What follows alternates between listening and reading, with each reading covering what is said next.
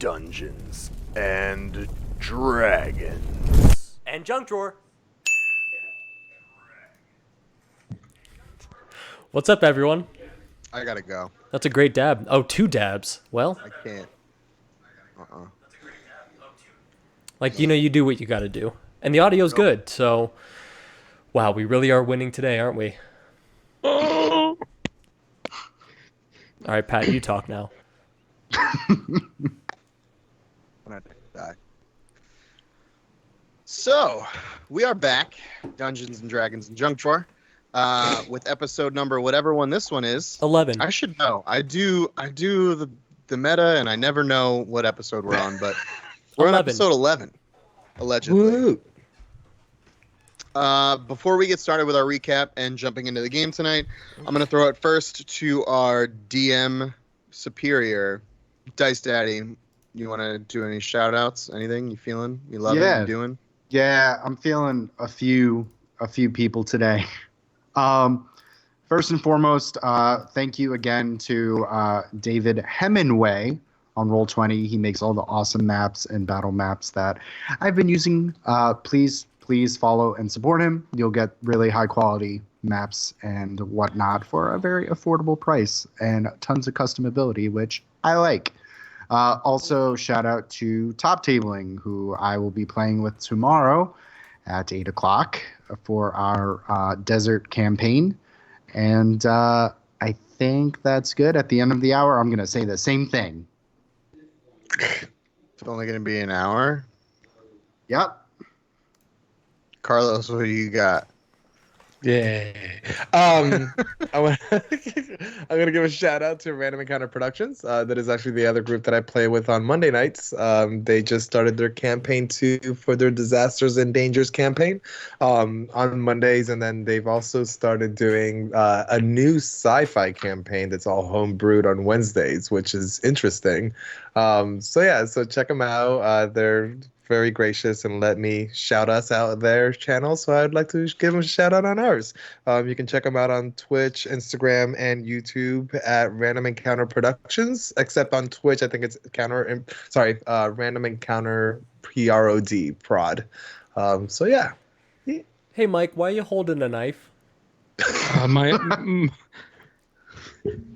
My announcement was that I have a knife.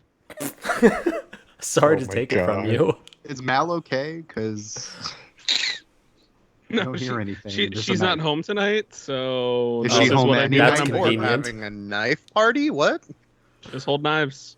You know, the best thing about these knives is that they sell themselves, really. So, if you guys are interested in knives, I can definitely set that up. What do you use them for? Knife stuff. Look at his eyes. He's lying. Dead inside. God. Josh, do you have an announcement you'd like to make? Yeah, I'd like to shout out live text editing in the broadcaster we're using because the names were wrong from last week, but they're fixed now. So yeah. Aside from that, shout out to the world, peace, love, and gap. Like the Gap? Yeah, like that commercial from 2007. It's been a real long time. Showing Yeah, your it's age there, stuck in my Josh. head still. Fuck useful Good. stuff. That's just good branding. Right? It's stuck right here. I have no shout outs, so cool. Actually, I have a personal shout out. I leg pressed 540 pounds for reps yesterday, so that's pretty cool. So shout out to you. Shout out to them thighs, yo. Congrats, man. Shout out to my quads. They actually really hurt, so I'm Getting sure better. they do. it's real bad. Good thing we're sitting down. So on last episode 10, did I get that right, Josh? Yes. Nailed You can it. count. 1 for 2. Yeah. We woke up that evening after making camp and whatnot, and there was a big ass tower. It was kind of ominous, kind of scary. If you watch campaign 1, that's on our YouTube channel that doesn't have 100 subscribers yet, but search for the Junk Drawer Show. You'll watch it there, and you'll see that is a Tower of Tempest, and it is guarded by Ketra, who this new group ended up meeting. Before going out on that endeavor, we tried to wake up Thokk, who was having what one would assume was an exorcism of some kind, or just a really cool party that we were not invited to. It was one of those two, and it's only one of those two. We ended up going into the Tower of Tempest, and we tried to win a fight, and we didn't. And we got to meet and have a new friend named Ketra. Alder almost got lit on fire by a lady who wanted to touch his bits. And yeah, that was really it. Now we're on our way back to camp, and assuming to have a long, deep discussion with Thokk about what the fuck is going on. Nah. He gonna shrug it off. I'll take it from here, Pat. DM whenever you're ready. Yeah, I'm ready. It was building tension. God. You know, I'm so excited to be here, guys. I'm having such, we all had great weeks, and appreciate each and every one of you. Okay. So we'll pick up from a few hours earlier. The team has been awoken by this massive obsidian tower during their long rest. Thokk, I believe, taking the first watch. No, Before I took the first watch. You took the first watch. He took the second. Yeah, I woke up Thokk. Yep. So after the second watch, Thokk, you kind of had a very light sleep before being woken up by Donner. It's not until you finish this watch that you retire back to your tent and you try to relax. You light and burn a little bit of incense. You have your armor splayed out. You begin to pray to Pelor and recenter yourself as you feel the all-familiar poke in the back of your head as you're right between deep sleep and consciousness. If you'd like, you can go ahead and roll a wisdom save for me. Or you can let it happen. That's a good question. Do I want to? I let it happen last time. You did. Yeah, I'll let it happen. Okay. So after a few moments, you kind of let this poking and prodding. Eventually, it feels like it pierces the back of your skull as you feel this wave just kind of come over your head. The calm and almost white noise effect that a crackling fire has soon fades away as you actually hear the creaking of wood and you hear the crashing of waves against a deck. And as you open your eyes, you see at a very long part of this very dark ship is a very familiar table with a very familiar man at the end of it. Decanter of wine, goblet, and he's dressed differently. In most instances you've seen him, this man has usually worn a very tight turban, these different kind of black cloths, and in this instance you see him in this kind of grayed black obsidian kind of armor. He has to the side of him this very nasty looking scimitar.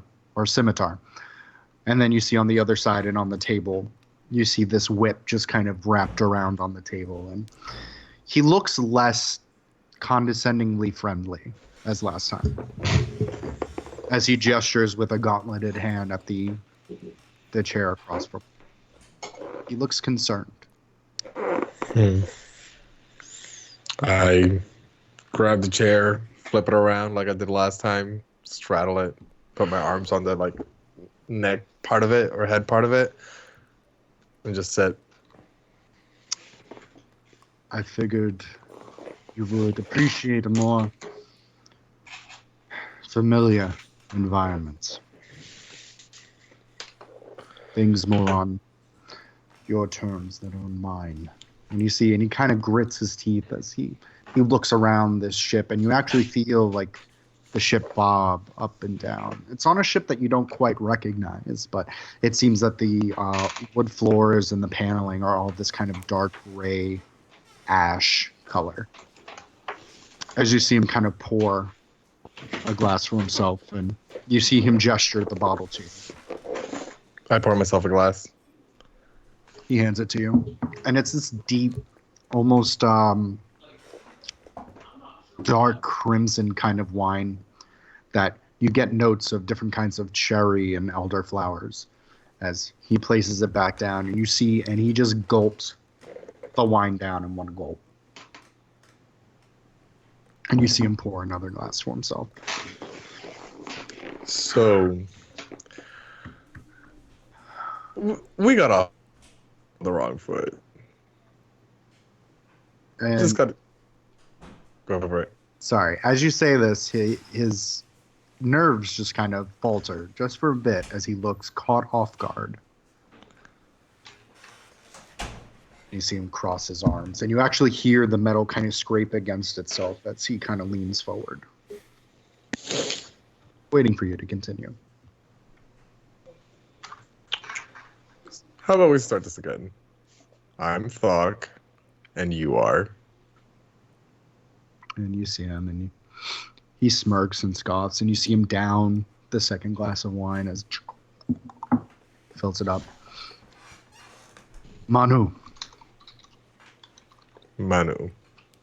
Yes. You can just call me Nu. Okay, Manu. So, you are trying to get me to come back to Anubis. Why? Because it is my task to bring you back home, Garrosh. Well, actually, my home is not even in this plane of existence. It's in a different realm. Well, have we tried getting back to the different realm? No. Would We you haven't. say that this may be your home now? This is... So the home that you're talking about, that's more your home. It's not mine. Garrosh, we keep going in this circle over and over again. Why do you deject our God? I don't understand it. Your God. Our Not mine. God. Why does he need me so bad? He brought you back for a reason that he has still failed to tell me why. Much to my chagrin. Oh, he's keeping secrets. Well, Well, not the case of mortal men to know everything that the gods do. yeah, but didn't the gods also give us free will? Some of them did. So Anubis won't. Well, Anubis' father is the one that gave us free will, did he not? The whole reason why all of us are here? You have experience with him, don't you? A friend of yours worships him. Damn, I'm trying to remember who the hell worships. I don't You remember. can ask him. Your mother Uh, can ask him. Okay. And who is this friend that worships him? The one in Barovia. The short one. The angry one. That's right. Well, Can I ask you a question, Garrosh? I mean, it's only fair. I've been asking you questions. Why do you consistently try to pray to Pelor despite the fact that he has not reached out to you? He hadn't saved you. When you died the first time, our Lord picked you up. Not Pelor. He didn't want you. I don't understand. Honestly. Because that's the natural order. We live, we die, and we move on. That's the Raven Queen's order. That's the order that we've all known. That's the natural order of things. It wasn't the original natural order of things. It's this new order that's been taken in the past couple of centuries. When the old gods fell and the new gods came, all these new rules came. Our master's just trying to bring back the old ways where he was. He's not asking for anything more. He's trying to come back to the Shadowfell. Have you noticed, I don't know if you've noticed within the past few millennia, but there hasn't been any undead, any unrested, things that died unjustly and didn't come back to reclaim their honor. Why? Because some bitch with crow feathers says no? There has to be a reason. Like, what else does Anubis have to gain for regaining that throne? His home. Scenario. I come onto the horizon. I kill every single one of your men and women on the ship. And then above all else, I put you in a cage and I shove you to the farthest reaches of the continent. Perhaps a prison in a mountain. I'm guessing you probably want to go back on your ship? No. But why not? There's a new order of things. Let's say hypothetically, I'm listening, and I follow. What happens then? You and I, we become the right and left hand of death. The Raven Queen is weak.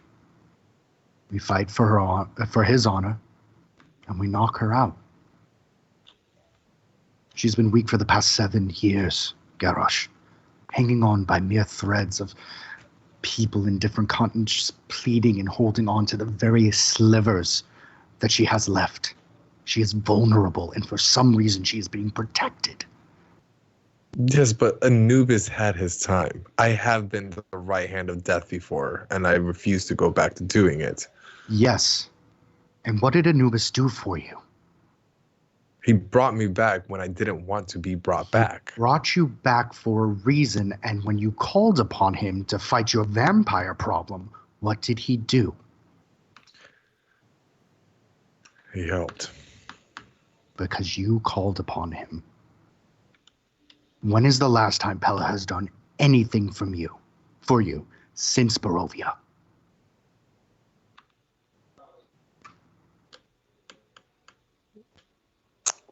God's work in mysterious ways, I guess. Garrosh, you're smarter than that. I'm smarter than that. We are smarter than that. And you see him and he kind of grunts. Your friends are trying to interrupt us. I do apologize. They may have a headache. And you kind of see this vein kind of pop from his forehead.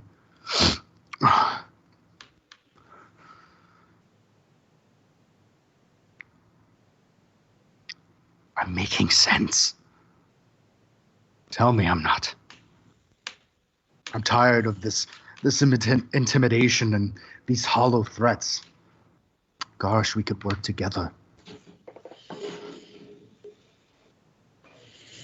I don't want to kill you. You could try. See, there's that cockiness. There's a difference between you and I. I am taking my steps to become the Death Bearer.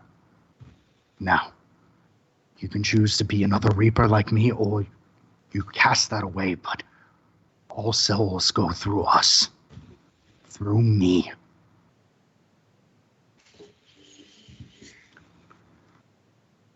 I'm not going to give you an answer right now. You don't have to. This is what you need to know. You're heading to White Willow Plaza. I know this because I've been in your head. A few weeks out of White Willow Plaza, there's a very small town. It's called Sun Gulf.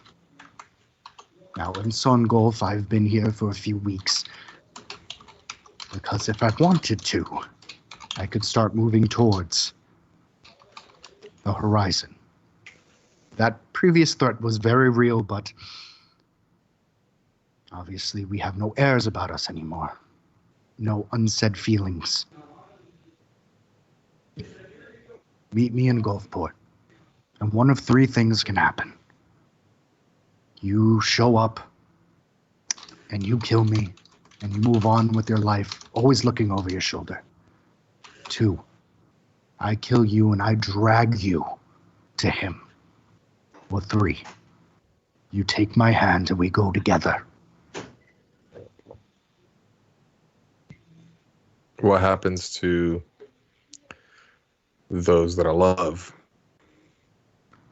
If hypothetically I follow you. Unfortunately, I cannot guarantee their safety. What I can guarantee is that Sue, Tibran, and the rest of the merry crew of the Horizon can stay alive. And if I don't follow you, you'll murder them. If you don't meet me in Gulfport within 3 to 4 weeks, I start moving towards the horizon, figuratively and literally. And I don't want it to come to that. I may be an instrument of death, but just death. And these consequences will be on you, Garash. So you're pretty much a puppet for him then. I'm a puppet. No. I am an instrument for my master. Instrument. And no, that's different. I am Puppet. an extension. Yeah. I've seen where that extension takes you. You know, Garash, if you're so much better, please enlighten me. And you see him, and he shoves his seat back, and he stands up, and you see him grab his whip.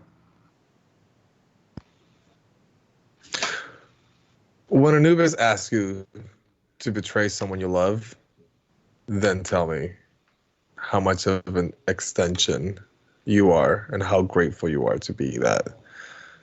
But if you haven't felt that pain, that heartache, that betrayal that he asks of you, then you won't understand. I'm not telling you yes that I'm following you, but I'm not telling you no. I just can't give you an answer right now. I will say this. Do not assume about me, Garash. We have all lost things to gain power. And besides, the gods work in mysterious ways. I await your arrival to Sun Gulf. Maybe I'll give you a break from the dreams. You see him, and he clips the whip onto his belt. As you see him, and he puts his hand to your chest, and you feel this bump of just cold as you wake up to the sounds of crunching leaves and crunching bark, of the chirping of the crickets, as you hear the very tired but also energetic conversation of your party.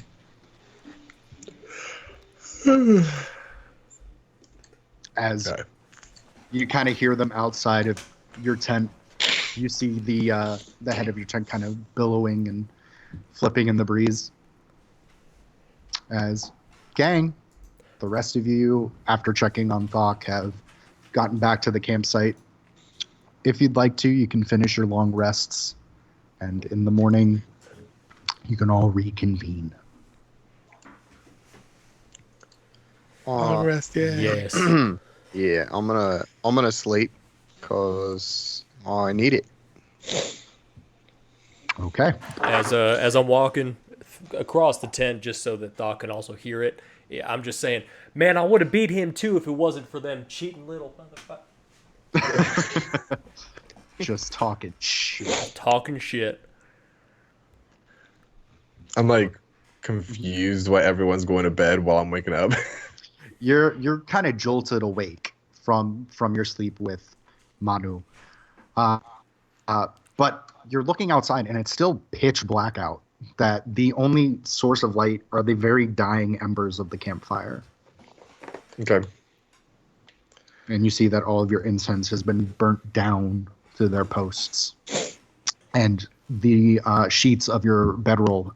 You wake up in this kind of cold sweat, and you see that your hands are white knuckling these the sheets. Got it. I try to snap out of it and just start tidying up and packing up and cleaning up while everybody else is going back to sleep, except Alder, I'm assuming, because he doesn't need sleep. So, I mean, that would be a statement that Alder would have to make, but I would assume so, if that's fair. No, that would be correct. Because you said that as we left healed and Correct. ready you to left go. healed So with the benefits of a long rest. It's just you hadn't actually slept. yeah. But I had already tranced before we had gone, so I was technically rested. So Okay.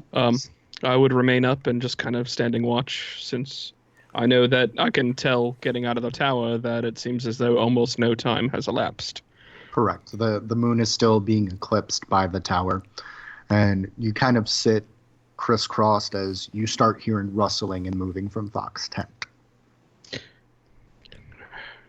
I'm just going to go over and say, Thokk, if you're awake, I'm not going anywhere near there. Last time I got a hell of a headache. what? I start making my way to the entrance. Like, yeah, I'm awake. Why did you have a headache? Like, did you eat something bad? No, that would have been pretty welcome, actually. You see that giant tower that's kind of, covering up the moon over there? Do I see the tower? Yes, you do in fact see the tower. Yeah, I do. Does it look... No, I wasn't with them before, You weren't with them last time. No, so to me it's not familiar. I was like, huh. That's a pretty big tower. Yeah, after your watch, it became my watch, and that thing kind of just shot up out of nowhere. My first instinct was to wake you up and say, hey, come get a look at this shit, because you had only just gone back to bed, and literally trying to walk into your tent, I felt like someone was punching me in the brain with a knife. If you could imagine what that feels like. And like under my breath, like I'll be like, "That's what he meant," but I'll try not to say it loud enough for him to hear. I mean, I'm assuming if he has a high passive, he might. I do. So, like, Thokk is not smart, so that's definitely something he would do. So I'm literally just gonna cut him off and be like, what was that? Come again? No, I had a bad dream last night. I'm so sorry. Sometimes I can't control the divine gifts that Pelor gives me. Like, they go rampaging out of control. I'm sorry. Would I know that the pain that made me feel? Actually, I probably wouldn't know. I'll stop that question there. Just thinking about it, I probably wouldn't be able to discern if that'd be Pelor or something else. No, I don't think you would. I don't think so either. That's why I stopped. I'd be like, all right. I mean, if you could try and like tone that down a little bit, because I'm not gonna lie, that really fucking hurt. I'm so sorry. I'll promise I'll do my best for it not to happen again. No, it's all right. But yeah, we went and investigated the tower, and apparently it's like some kind of thing that happens like once every weird kind of solstice or whatever. And all right. There's a guy, his name was Ketra, he works for Tempest, and we had to try and fight some trials, and it was weird. He gave me this shield though. I mean, it's pretty nice. Better than what I had before. In DM, in the 7 years that we've been between campaign 1 and 2, would Rufio have ever really told me about the whole Ketra Tower situation, or do you think it'd be something that he would have kept more, like he's dealing with his own stuff right now and wouldn't have really brought it up? I assume at some point he probably had a conversation about it. You could, as far as Tempest goes, you could attempt to roll a religion check to see if you know anything about Tempest, especially after hearing about the tower the first time.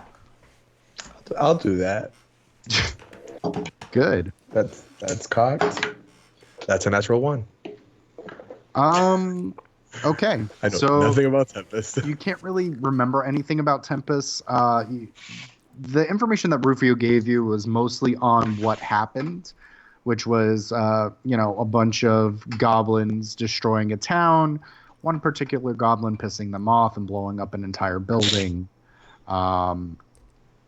Something into that extent. You know that this is the town that Shart went off to rebuild when you guys all got out of Barovia. After we split up. Yes. Okay.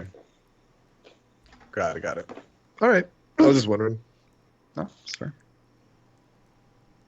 If you rolled higher, I would have given you more.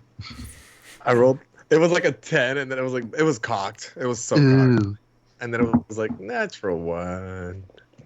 So, but yeah, I apologize to Alder, and I'll be like, let me see if I can find us some breakfast, and I'm gonna go off into the woods, kind of making an excuse to be alone for a bit.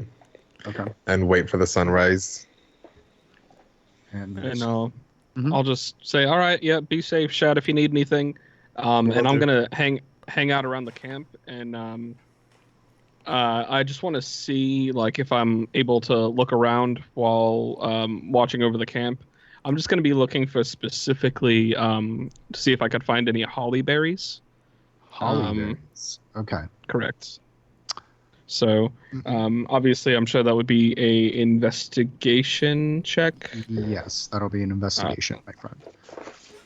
While you roll that, we'll follow Thokk. So Thokk, as you're walking through and you kind of start moving out of the definite direction of this tower, so you could wait for the suns to rise. You kind of feel this pit in your chest, and for the first time since the cave itself, since the prison itself, it's just quiet. It seems like almost any sounds of the night have just fallen, and you are just walking deaf in this forest before you kind of settle down and wait for the direction of the sun to come up. Yeah, I'll just sit there in silence, just mulling over the fact that would I even really consider giving up the new life I've made and giving up the new family I've built for their safety. Again, I wouldn't rule it out, but Thokk is just kind of like, he doesn't know what to do, and it terrifies him, and he's just gonna wait for the sun to rise to pray to Pelor. And even though he knows that he most likely is not gonna get an answer, he's still gonna try. Okay. So, Alder, what did you get with your roll? Oh yeah, no, I didn't find any. I rolled a 3. No. You don't find any holly berries, is it? Yeah, holly berries is specifically what I'm looking for. Okay. That's just going to be something that I will be looking for, just so that way throughout our travels. Okay. Components. Okay. So I have that written down and highlighted. So it takes you a good while, and you find a bush that has, I would say, relatively very sparse holly berries on it. It looks like birds have come and picked them. I would say you probably get like 1 or 2 very overripe ones, but nothing to the extent that is solid enough for you to use. Then I will leave them be and let nature take its course. Okay. And you get back to the camp, and you rest and sit, and eventually the suns start coming up as you turn behind you, and the obsidian tower that was there is no trace of it. The actual trees that took its place are back in the place where they belong, with no signs of breakage or smashing of any kind, as the 2 sons of Pelor and Lathander start to rise. You hear the birds chirp. Donner, Drummel, your night is mostly quiet as you start hearing the sounds of morning and the fine layer of dew on the outside of everyone's tents as Thokk, you are meticulously just staring at the dawn, covered in this very light mist of the morning as you watch the very large sun of Pelor start to crest, and behind it, very small, is Lathander. As you close your eyes and breathe in, go ahead and roll a religion check for me. Who's rolling that? Thokk. 20, not natural. 20, not natural. So you breathe in, and what would you like to say to Pelor? I say, so I had an interesting conversation last night with someone who brought up some very good points, and I'm kind of curious and would like some answers. Like, why haven't you reached out in the past 7 years? You spoke to me in Barovia. You won't speak to me here. Like, is this just how things are done here? Is this how you are here? I don't know what to do. I need guidance. I need something. Point me in some direction, some sign, anything. Because right now, I don't know what to do.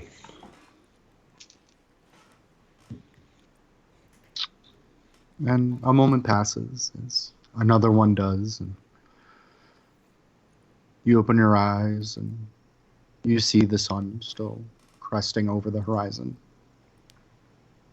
As you start feeling its warmth and its light, almost taking in the sun like your pores opening up as the heat comes towards it.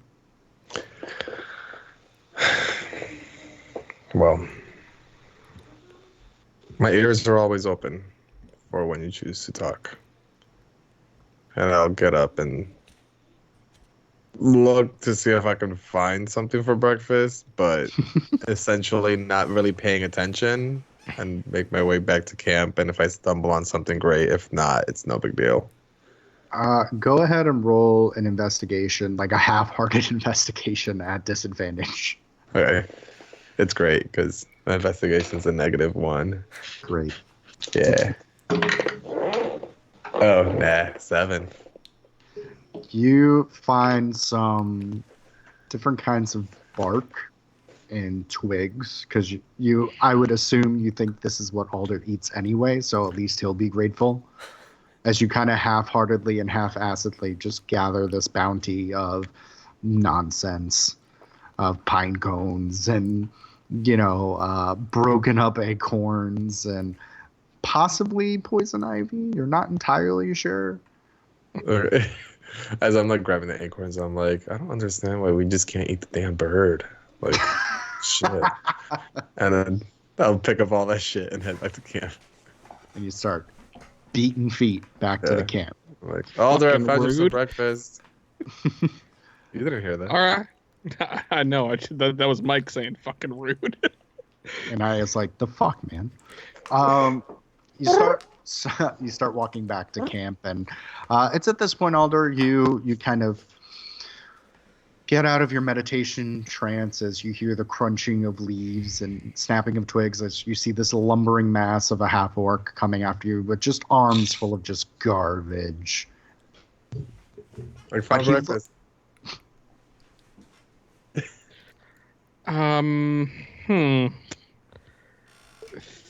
Thank you. You're welcome. But I just handed to him. There you go. Sure.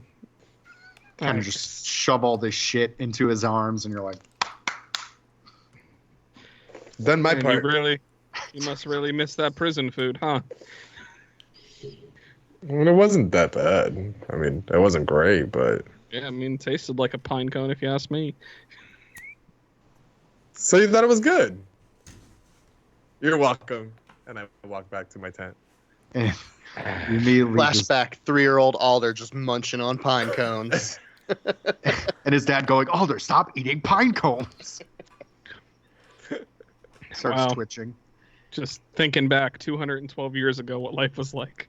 Yeah, bunch of pine cones. Thokk genuinely is like the things that you're really happy with us. So That's Expect why I'm more. just letting you go. I'm letting you go.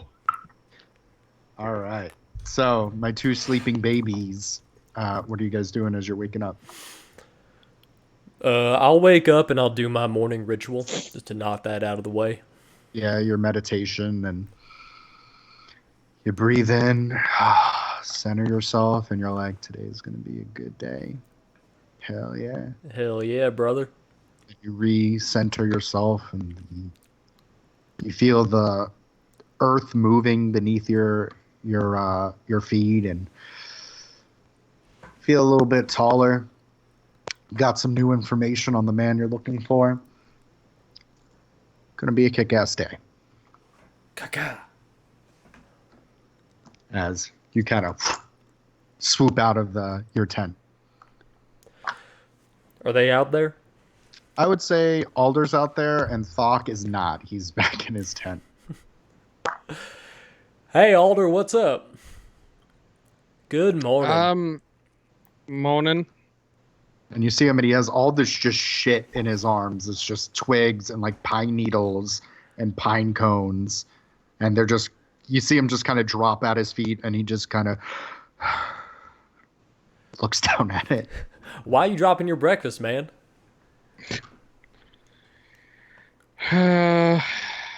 Belongs to the earth. We'll leave it at that. Could have belonged to you. Didn't you go and collect that just now? I did not. That was from Thokk. I guess it was a gift or something. Wow, so you just took a gift and threw it on the ground? Did not throw it on the ground. He kind of just handed it to me, and it was overwhelming. He's a lot bigger than I am. So you dropped it on the ground? Like a rude man? Dremel, it is too early to deal with your bullshit. I'm not handling this right now. That's all right. And I kind of shake his shoulder in an excited way, but more strength than I think he expected. Yeah. So it's a firm grip, and he actually kind of manhandles you a little bit as you kind of like go back and forth. As if I'm not used to that already from these guys. So you're not going to eat that? no, it's all yours. All Feel right. free. I grab one of the pine cones and I eat Okay. it. Just like Make Mom it- used to make. And I just Make start a walking. con check, buddy. As you start crunching this pine cone. 15. 15. So you're able to kind of crunch it down. You taste a little bit of blood as you're crunching it, and you're moving towards. Where are you moving towards? Where are you going? Oh, I'm just walking into the forest. Just a little bit. Okay. The whole pine cone thing was intentionally a bit, so I just wanted to, exit stage right. And you exit stage right as you hear crunching, Alder. God damn, Donna- this tastes like shit.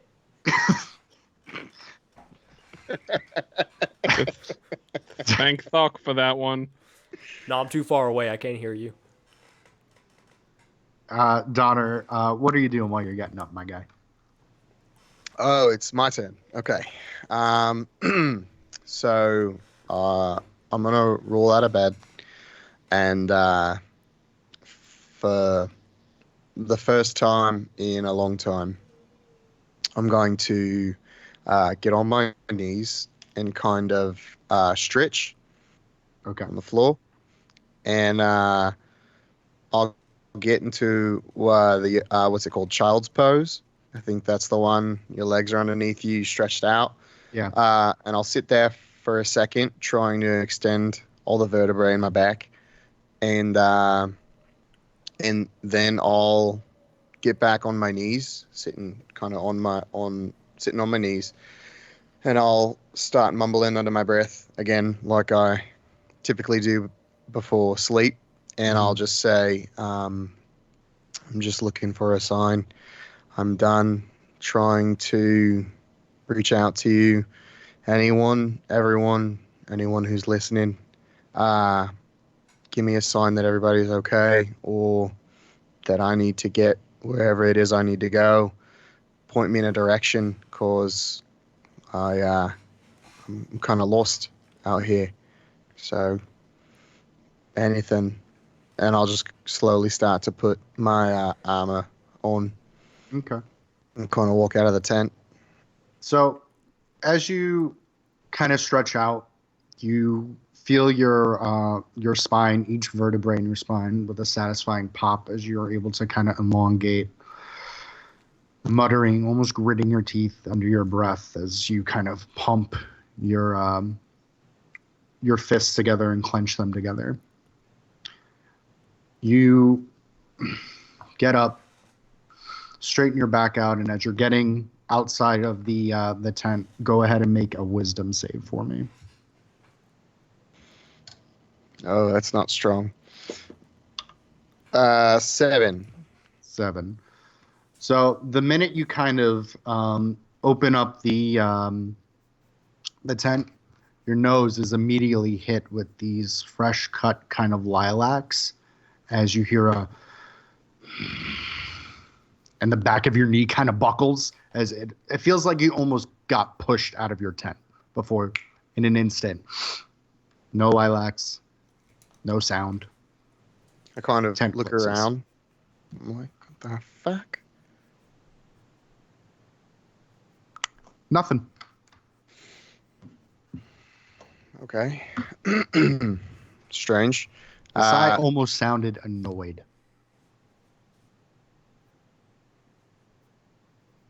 Gonna write that down.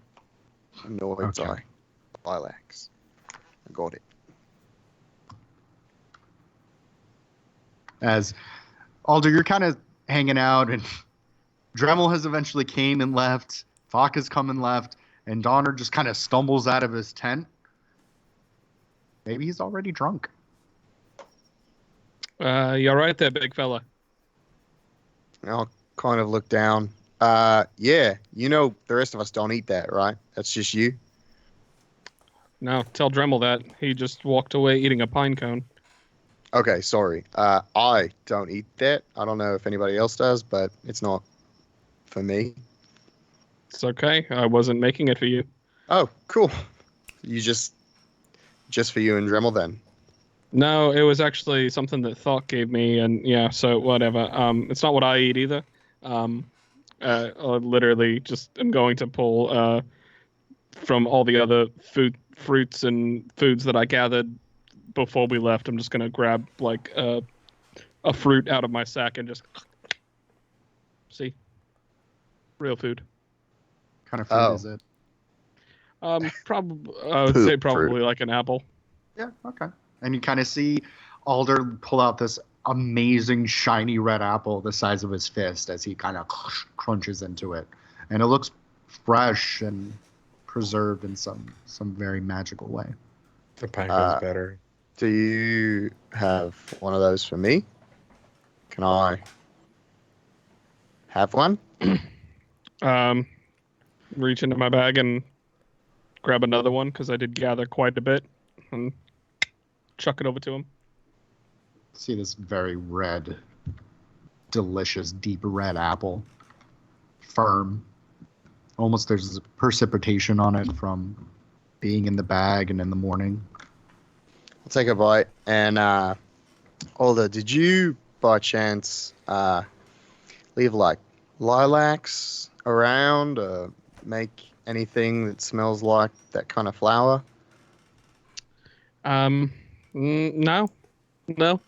No lilacs. I haven't even seen any lilacs really around here. No. Well, all right. Find some though. Let me know. I've been a while since I've seen a lilac. I'll keep a lookout, but I'm kind of unfamiliar with the area, so I wouldn't hold out hope that I'm your lilac dealer. All right. You said Dremel went away eating a pine cone. Yeah, no, he definitely just kind of walked due that way. And he decided to munch on a pine cone on his way, I guess. He's a interesting one. Yeah. Well, I mean, if you're gonna be a cow person, go all the way. Well, why not? You know what I'm saying? Is Thokk around either? Last I saw, he went back into his tent. And I'll kind of hold the apple up. Thanks for breakfast, and I'll kind of walk Yeah. towards Thokk's tent. Okay. And this apple is just, it's sweet. The juice actually runs down the corners of your mouth a little bit. You haven't had an apple in, it feels like eons. And it's just Probably been eons. it just hits the spot in just all the right ways as you kind of head over to this tent. And there is a bit of hesitancy, as the last time you saw two people go and approach Thokk's tent, they left a little worse for wear. I'll pick up a stick that's lying around, and I'll kind of like bat at the flaps with it. Mm-hmm. Be like as far away as I can while like opening the flaps to like peek inside. And you, Thokk, you're kind of, what are you doing in your tent, big guy? I'm just starting to, because I know that we're like traveling. I'm just starting to pack things up and getting ready to make the next leg of our journey, I guess. Okay. And as you're kind of packing things up, you see, you know, your tent kind of getting molested and shaken as Donner's trying to poke and prod at you. You okay there? Are you okay? I mean, I'm fine. Like I'm not the one poking in a tent with a stick. Like, I mean, last time I came at you with a stick, you had like a vein thing happen. It was real red. Made me kind of uncomfortable, but I got over it. I found a new stick, and you're not allowed to break this one. I have no idea what you're talking about. It was when I woke you up for watch. You like were, you know, eyes were in the back of your head. You were just kind of sitting, and I poked you in the chest, and you didn't like it. So, Oh, broke the I stick. sleepwalk. I'm sorry. You sleep crunch sticks. Well, I like involuntarily just like sometimes I sleepwalk. Sometimes like You I become a sleep murderer of punch. sticks. I mean, murdering sticks is not really a thing. Go is ahead it? and roll a deception check while you're having this conversation. Oh no. 8. What's your, is it passive investigate? Oh, what's your passive insight? 11.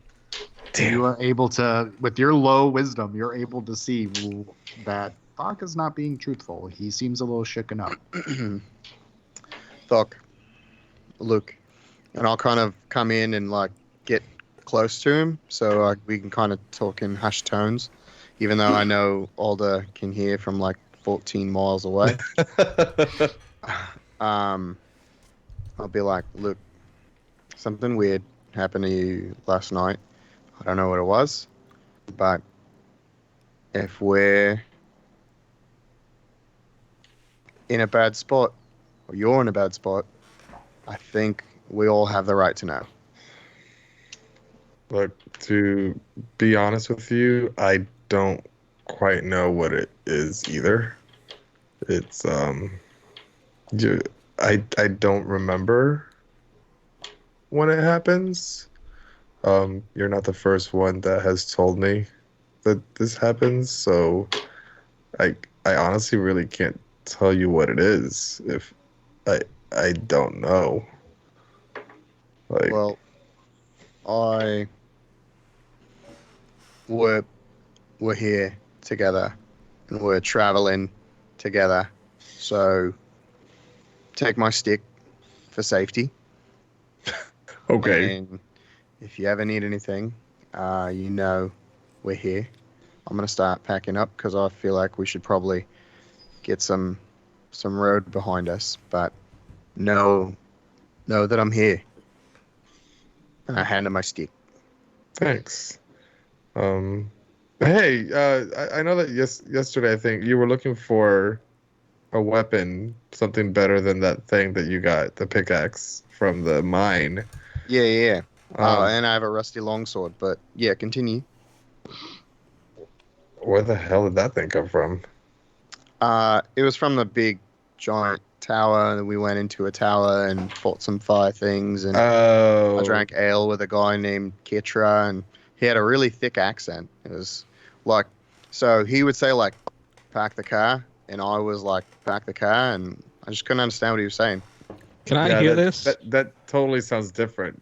Yeah, Yes, you can different. hear this. So I'm literally just gonna shout from where I'm at, saying they sounded the same. I Don't look listen at to him. I look at kinda Donner, racist. I'm like, no, they sound completely different. Yeah. See? Yeah, for sure. Me and you, Thokk. Me and you. Well, I have a hand axe that I actually don't really use. In case you wanted it, I can give it to you on loan until you find something better. If you want, it's a plus.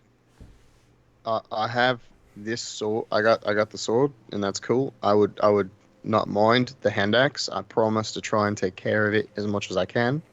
Sure. But the thing with hand axes is they typically get thrown at stuff. So I'll try not to throw it at stuff. I mean, you can. We'll just pick it up for wherever you throw the stuff at. Cool. Last time I threw a hand axe, I almost lost it in a forest, but whatever. Don't lose this one. Okay. Love it. Oh, okay. Okay. And I hand you my +1 hand axe. Swag. And this hand axe has a nice weight to it. It's kind of have this cord wrapped around it that's almost like twine. It's very fibrous. Something that I'm assuming you would have wrapped it with on the ship. And it faintly has a sticky kind of like sea salt feel to it, as this twine is kind of absorbed in the sea air, as you now have a +1 hand axe. Sweet. Dude. Pop, Take pop. And care. I'll like nod to him. Thank you. I think that this was a fair loaner. You've got my stick. I have your hand axe. It's all good. I'll take care of your stick if you take care of my hand axe. Heard that. It's a deal. Okay. I'll sheath it in my waist, and I'll go start cleaning up my tent area. Okay. So you kind of see Donner leave the Thok's tent, as you kind of overheard bits and pieces of their conversation, Alder, as Donner starts moving back over to his tent. Dremel, what you doing in the forest, babe? Yeah, buddy. I'm looking for mushrooms of the medicinal or nutritional or psychedelic type. Okay. So go ahead and roll an investigation for me for medicinal, another for nutritional, and one for ball tripping. Do I get to pick which roll is for which? No, this All first right. one's for medicinal. All right, medicinal, I got a 24. Okay. Nutritional, I got a 16. 16. Come on, Here's natural the big 20. one. Psychedelic, I got a 19. A 19. So it takes you a good chunk of time. As you start to kind of collect, you go into your bag that you start collecting all the mushrooms in the cave and the different pieces of moss and whatnot that you were collecting from before. And as you go to open your bag and put the new mushrooms inside, you see that these weird cave mushrooms have completely overtaken the inside of your bag. That everything has been dried to a husk, as these weird, almost fluorescent spores have kind of spread inside your bag, as you're kind of like...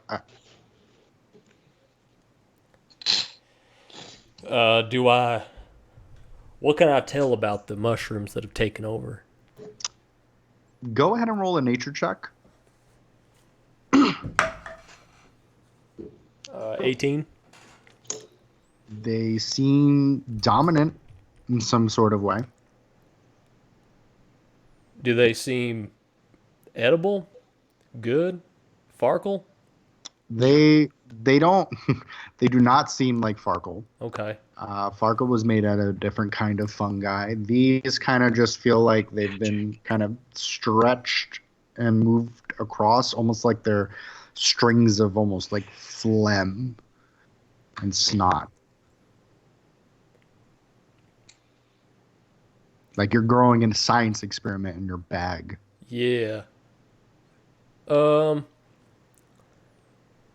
gonna see if I can make another bag. I'm gonna keep this one. But I don't know what's going on. I'm hoping someone in White Willow can be like, yo, this is what's going on in your bag. Okay. So how are you going to make another bag? I don't know. That's just what I'm planning to do. That's what I'm hoping for. Okay. So do I have those mushrooms? Roll for bag. You have a few mushrooms that can be used to perhaps, if you were able to ferment it, you might be able to do some kind of lesser healing potion with. As far as the nutritional, you find a few mushrooms that you're able to, that you can ingest and not, have the shits from. And you can't really find a whole bunch of psychedelic ones, even with your high roll. Damn.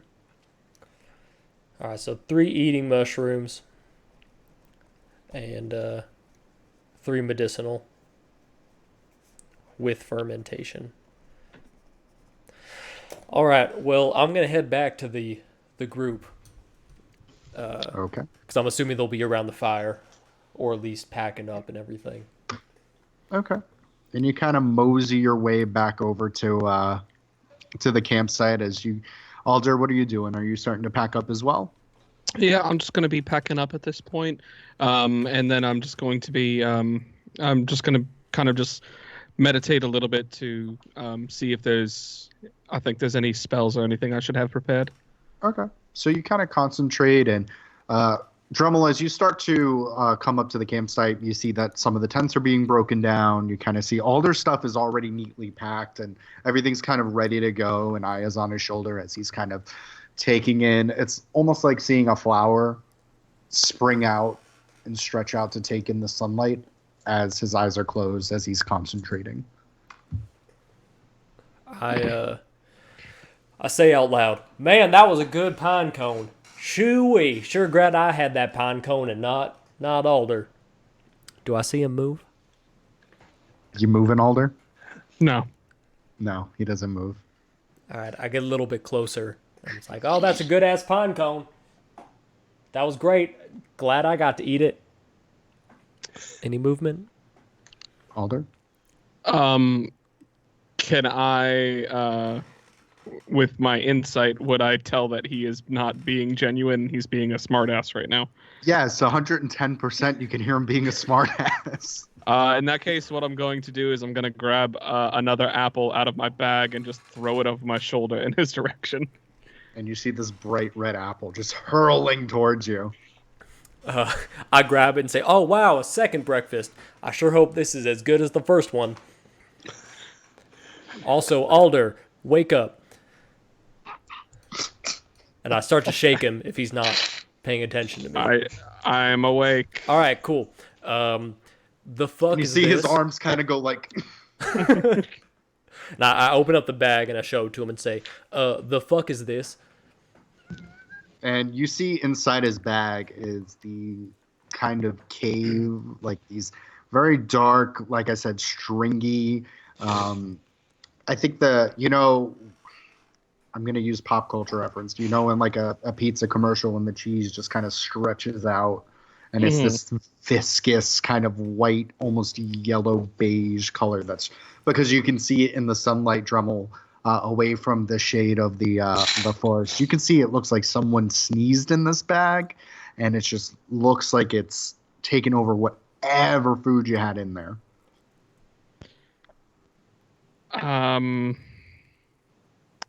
What?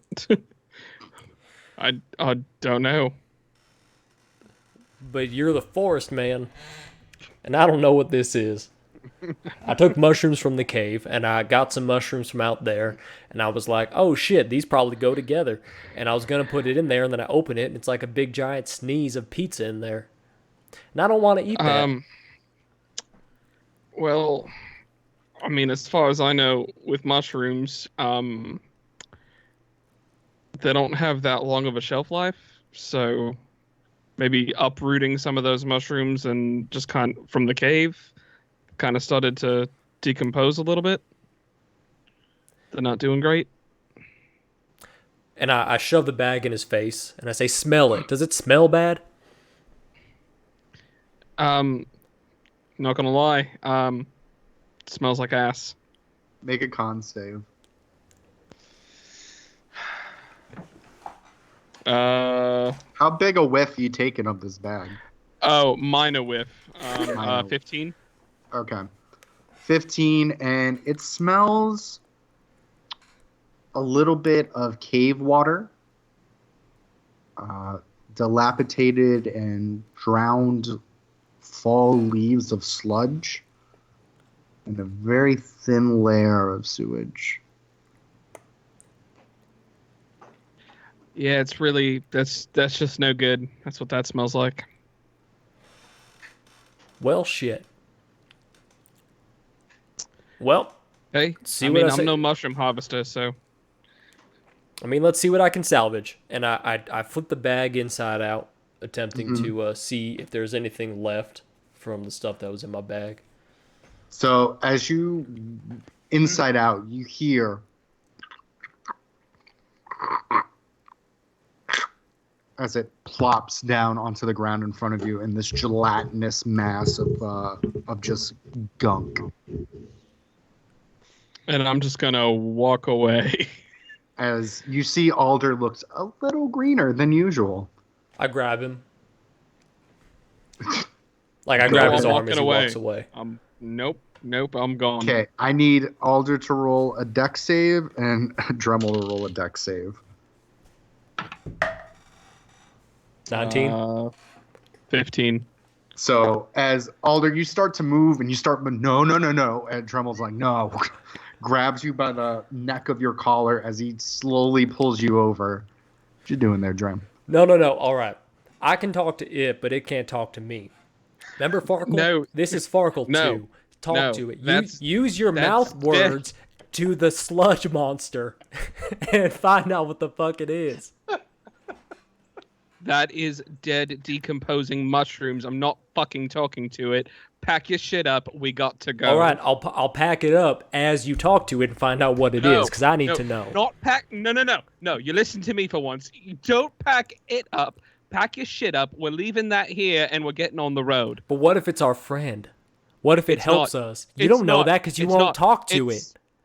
Then you know what? Have all the conversations you want. I'm packing my I stuff up. can't. That's why I need you. Well, then learn. Be Make smarter. words with your mouth at the sludge. I'm gonna go ahead and make words at the mouth with my sludge, and it's gonna be like, "Hey, sludge, how you doing?" I'm not casting anything, by the way. Okay. I'll just pretend like I tapped my hand on the ground in order to do that, because it's actually something that is with my staff. So I don't know if he knows that. Probably not. Yeah, so I'm just gonna like tap my hands on it. I'm gonna be like, "Oh, okay, yeah." Mhm. Yeah, no, I had a feeling. Dremel, he's not doing great. Really? Well, I guess if you just want to go ahead and lay out your time here and rest, I understand that. He's dying, buddy. Go ahead, roll that deception check on him. Oh, -1. That's cocked. 16. What's your passive investigation or passive insight? Insight is 11. Seems truthful. Well, shit. Sounds like we got to do a burial. Alder, if you can pack up my stuff for me, I gotta put this guy to rest. I feel so bad, and I start to just dig a hole with my hands. Are you going? Can you grab that for me? Grab what for you? The stuff. I'm in mourning. My Farkle 2.0 is dead. I need to bury him. You got it. Yeah. No, I'll go put your stuff in your other bag. Thanks. And I just start digging. Okay. And you start digging into the dirt, and Thokk, Donner, while you're packing up, you hear this entire interaction of them bickering and arguing over sludge. It looks like Dremel literally sneezed a bunch of times, or like a troll sneezed, and there's just this pile of goo that Dremel is digging next to. Dremel, are you okay? It's been a rough morning. This is Farkle 2.0, and Alder just told me he's dying, so I want to give this one a burial. Oh. So. God, do you need some help? Yeah, man, if you want to help me dig, that'd be awesome. Okay. And I use stone shape to, I like put the soft clay across the floor and create a 5-foot hole. And you see him, and this 5-foot just kind of appears. There you go. Shit. Man, you make things a lot easier. That's right. And I start to put Farkle 2 or Farkle Jr., as I've come to call him, into the hole. And can you cover it up too, or do I need to go get dirt from somewhere? No, I can cover it up. All right. Dude, I can create a little tombstone too if you want. You are so nice. What do you want to say? Farkle Jr., this morning to the afternoon, with a little dash in between. Okay. And I'll use stone shape to put the hole back up and make a little like stone tombstone that says make a little tombstone. Sparkle Jr. Loved by no one, smelled by Alder. Do you want it to say that? No. If Donner is there and he says it, then yes. But where are you at, otherwise, Donner? No. I would just be coming out, kind of watching this whole thing transpire. Donna probably wouldn't say that as much as I would like him to. Yeah. He's gonna kind of go over to Alder and be like, what happened to Farkle Jr.? Is he all right? Is that was it bad?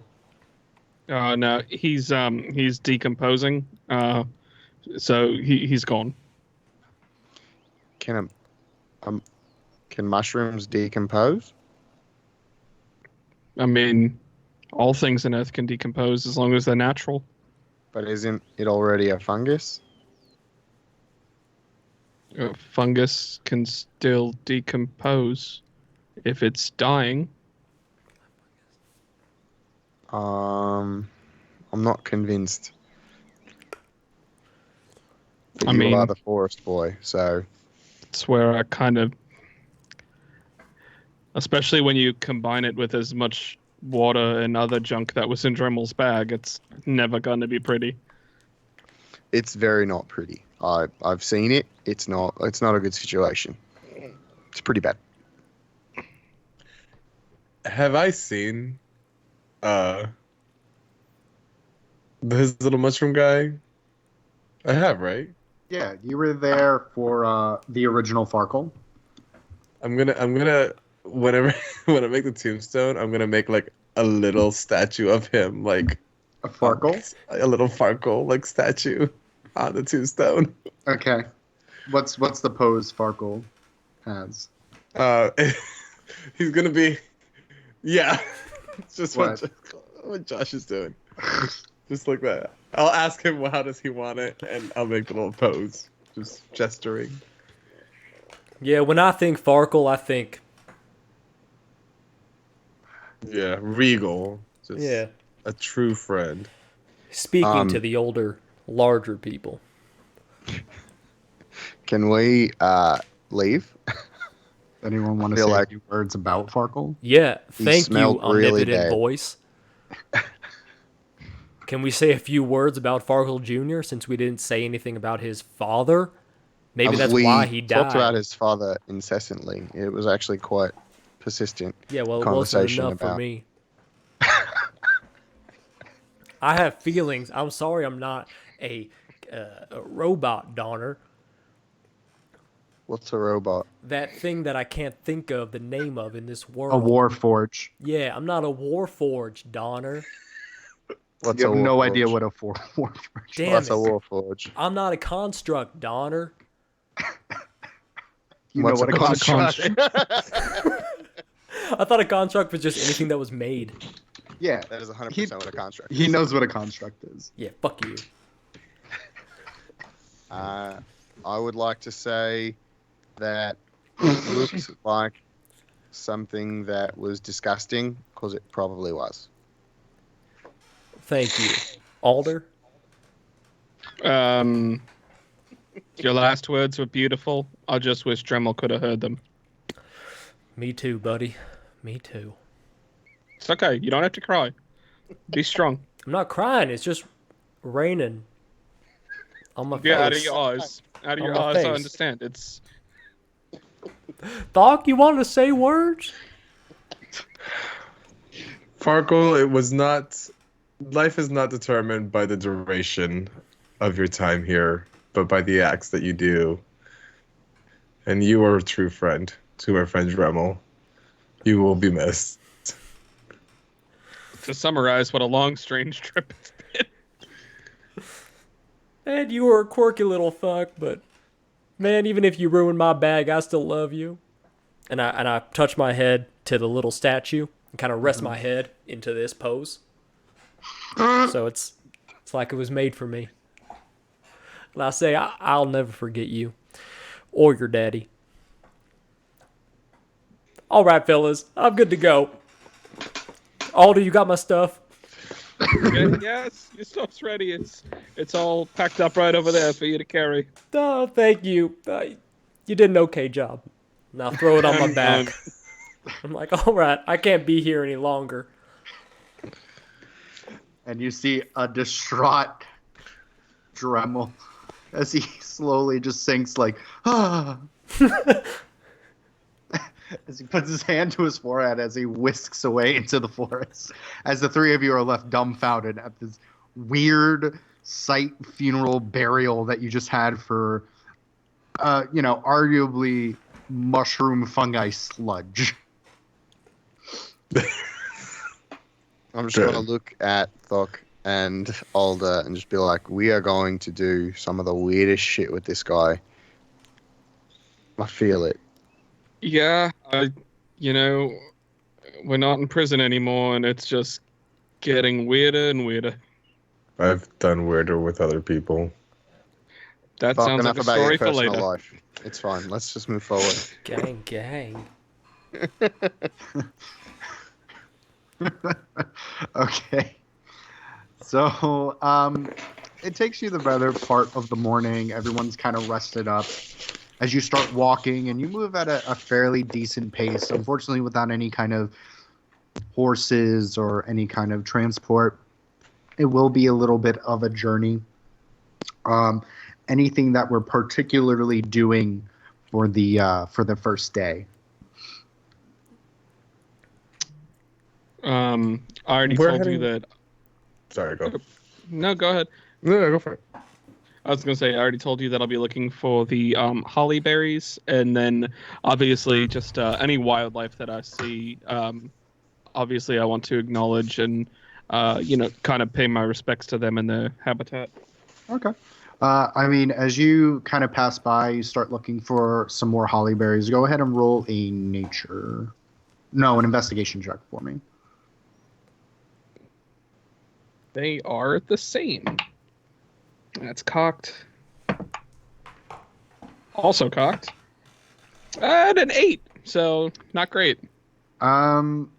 You kind of look around and you still don't see any, fruitful hollyberry bushes. You just see more kind of things of different animals and birds kind of living within these bushes, and it looks like that they have eaten most of them. you see different kind of avian creature, as far as like very tiny little birds, the occasional chipmunk and squirrel that, you put your hand out and you see the group party. You would see like Alder putting his hand out as a chipmunk has jumped into his hand and kind of nestled into it as he kind of admires the beauty and nature of this forest now that he's finally out. Almost like Snow White. Just I gonna mean, go ahead. I was gonna say, and occasionally I'll ask if any of the animals that come up and greet me, like the chipmunk or occasionally little birds, if they know where there's any holly berries at. And through kind of your day and your afternoon, you get the occasional information that hollyberries are a little bit scarce, that the animals have just kind of come out of hibernation, and it's kind of springtime, and the hollyberries are still coming in bloom, and as they kind of mature, they're kind of immediately snatched. Just different kind of ways of survival. They also point out different kind of berries, kind of like the dry tasting of a gooseberry. They explain different kinds of them. They just don't have names for them. Gotcha. But unfortunately, scarce and in between for hollyberries at the moment. So I'm gonna have to get lucky on one of these times. I'm taking a look. Probably. Maybe just not roll an 8 or a 7. Yeah. Trust me, I know.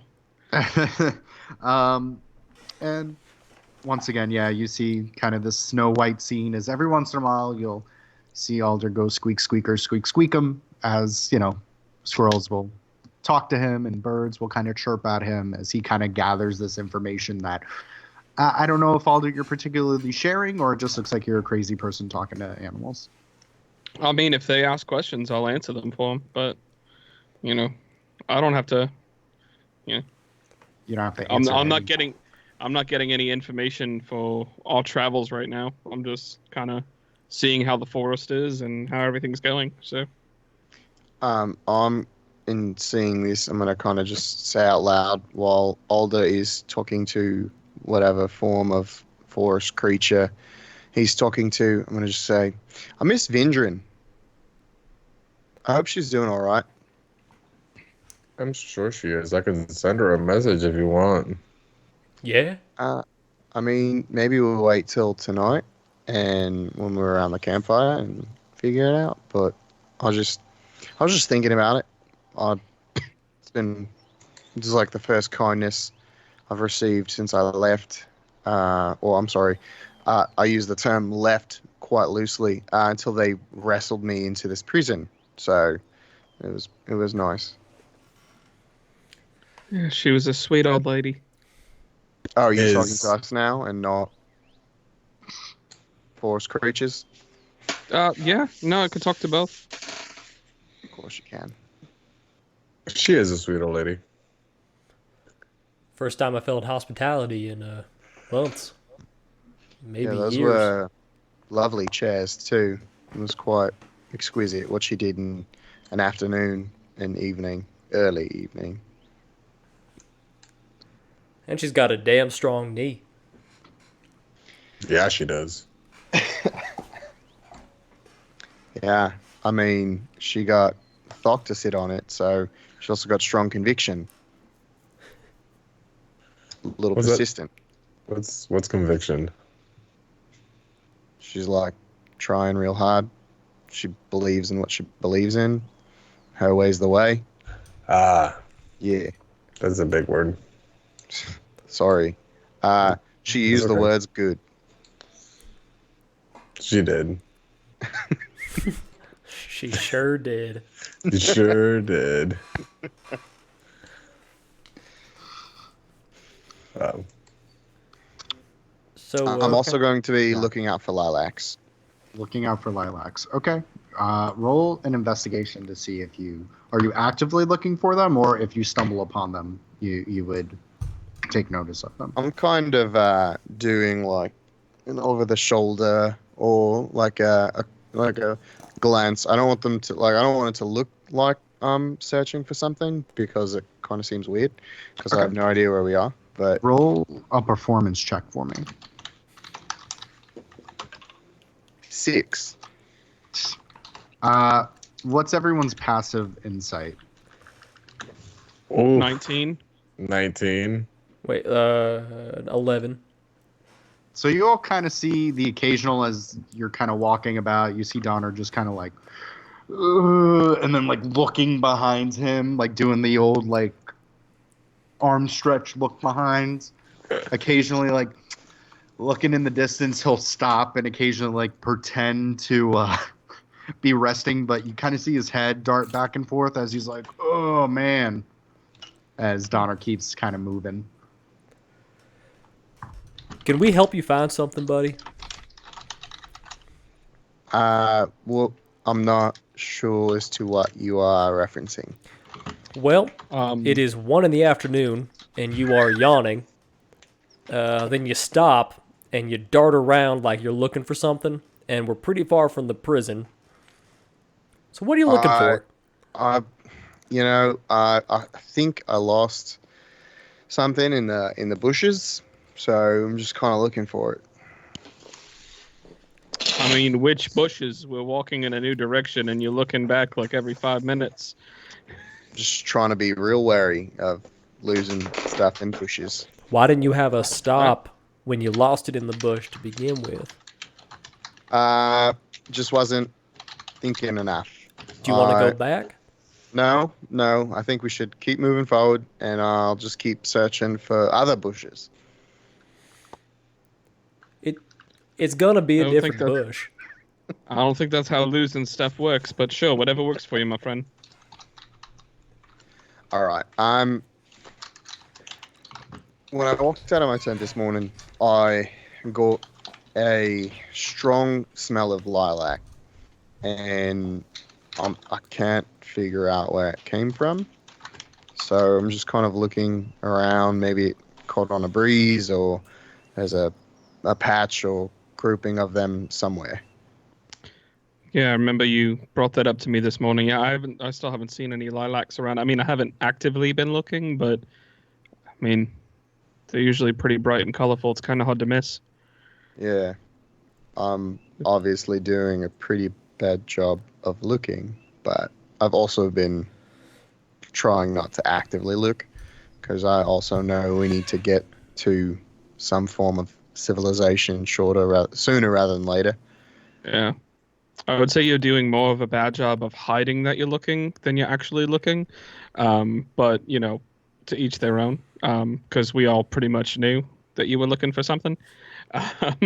But no, I'll keep looking for lilacs too, try and help you out. Yeah, that would be nice. It's just a strong reminder of a better time. I lean over to Thokk, and I say, "What's a lilac?" I think it's a flower. I'm pretty sure it's a flower. But what does it look like? And what does it smell like? Like lilac. That Wait. doesn't help me, man. It's purple? All right, I know purple. It's like a lighter purple. It's like a pale violet color. Thanks, omnipotent voice. I'm telling it to Thokk. Omnipotent. No, I mean Carlos knows what lilac is. I'm just Thokk, go Thokk ahead is and roll an stupid. intelligence check for me for a Thokk brain blast. Uh-oh. Uh-oh. An 8. You got an 8. You're like, you think they might be purple? I think They could be blue. They don't really grow on the And ship, so they look like lilacs. The only thing you lack, man, is knowledge in flowers. And I ain't lying. you don't lie. It's about lack. But Anyways, Yeah, so that's what I'm doing. Okay. I'm gonna look for anything I can use to possibly weave myself a new bag. I'm also gonna look for anything purple. End of description. All I know is that I'm looking for something purple for Donner. Do you want to text it to me so I can kind of weave this for you, my guy? Weave what? Whatever you're looking for that's purple. I don't know what I'm looking for. I'm looking for a lilac, but I don't know what that is. He's Okay. literally just looking for something that's purple. Okay. He's gonna be an eye out for any purple anything, thinking that it's a lilac. Go ahead and roll a investigation check for me as you're looking for fibers to weave a basket and things that are purple. Modded 20. So you're able to find different fibrous leaves and palms. I wouldn't say palms itself, but kind of like just those sharp bushes that we get here in Florida that you're able to kind of rip apart and slowly start to weave together. It's going to take you some time. It'll probably take you a good portion of the week or so to travel, but you start working on a bag. Go ahead and investigate for something purple. Ooh, natural 1. Do you know what purple is? You're not sure. You don't actively find anything that's super purple. You occasionally find things that are on a deeper spectrum of red, but nothing purple. Could it be that Dremel is colorblind? Dremel is not colorblind. All right, then. Sorry, Donner. Don't worry, guys. We have about 13 more days of this, so we're good. Perfect. More opportunities. Thokk, what you doing, buddy, while I have a brain aneurysm? Great. Well, at some point when we take a break, I'm gonna kind of like take some distance, and I'm gonna cast Sending to Sue. Okay. Especially after talking to Manu and him talking about like potentially killing my crew, those that I love, my family, and all that shit. And I'm gonna say, "Hey, how are you? You okay? Thinking about you. How's the kid? The crew? Trying my best to return. Don't be mad. I miss you." So, after a while, you guys kind of come to a natural pause for the afternoon as you kind of unload to rest for a little bit before trekking on into a little bit of the early evening, following the river. As Thokk, you kind of trail off to the side and sit down by the riverbank, and you take off your boots and able to roll up, take off your shin gauntlets and whatnot, and you put your feet into the kind of the cool water as you concentrate and you mutter to yourself this message of Sending, and a moment passes, and the party, you all kind of eventually come to your own rest where, Donner, you're sitting on a stump, Dremel, you're being Dremel, and Alder is just kind of meditating.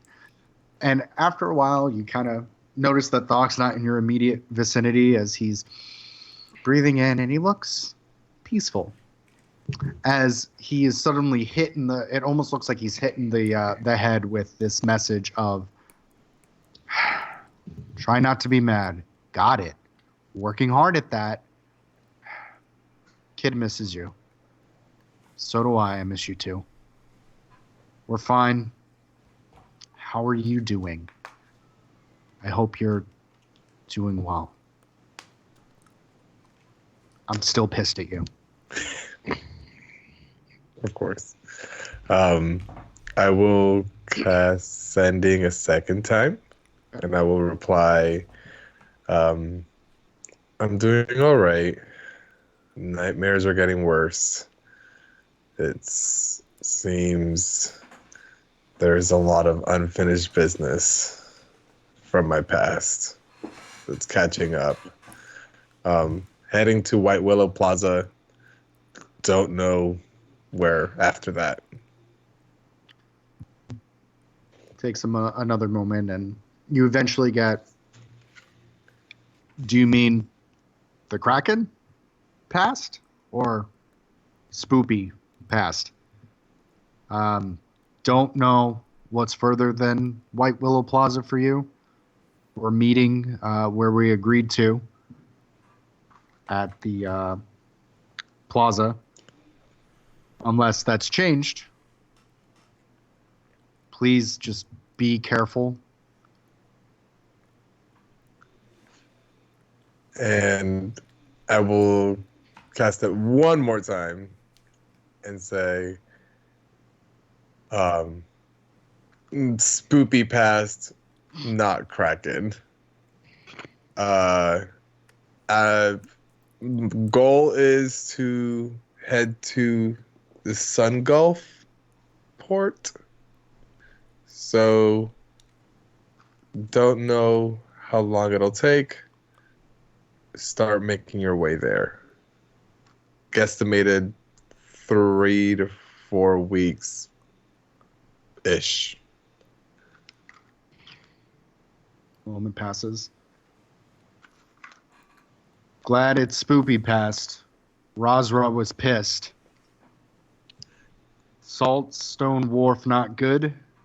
I haven't heard of Sun Gulf.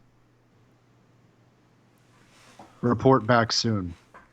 And bring flowers. You promised. I just laughed to myself. I don't reply. And I just sit there kicking my feet in the water for a little bit and then head back to the party. I'll walk barefoot to the party. Why not? Okay. And you kind of see Thokk a little content and this kind of like small smiles on his lips as you see him kind of lift up his boots as he walks over back to the party barefoot. I'm sorry I cut you off, Thokk. Go ahead. No, that was it. You actually read my mind. I was like, I'm just going to carry my boots. I figured. But so what's the plan tonight? Sleep, Anyone? I guess. Any watches in particular? I think Alder should do the first 2 watches because he doesn't need to sleep as long as us. Sure. I could do that. So who gets off on watch duty? It can rotate. I don't think you had watch duty last night. I think it was me and Thokk. Yeah, because of that tower. Yeah. I mean, I don't mind taking watch duty. I mean, I don't mind it either, but if we have a resource where we can all kind of rest a little more because we need it and he doesn't, it just makes sense. Yeah, but it's kind of unfair. Alder, do you mind? No, I don't mind at all, actually. Okay. But yeah, Donner, do you want 3rd or 4th watch then? If Donner's doing 1 and 2. Or if Alder's doing 1 and 2. I was like, what? Sorry. Alder's doing what? 1 and 2. Donner, do you want to do 3 or 4? It doesn't matter. I'll take final watch. Okay, Well- then I'll wake Donner up after a few hours. All right. Sweet. And Good night. go to bed. Same. You're gonna go to bed. It's the afternoon right now. Oh, I thought it was I thought we were nighttime. doing watch. Yeah. No, That's you're it. just you kind of had you were traveling all morning, and now it's the afternoon where it kind of took a natural rest before you either decide to camp out here or move on a little bit further until the early evening and then rest. Oh. That was the option. I'm Gotcha.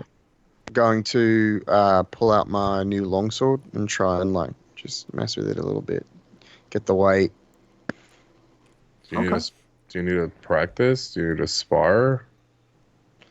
I think I'm all right. I wish I had a shield of like it's just I'm kind of easy to hit because I'm like a bigger guy. But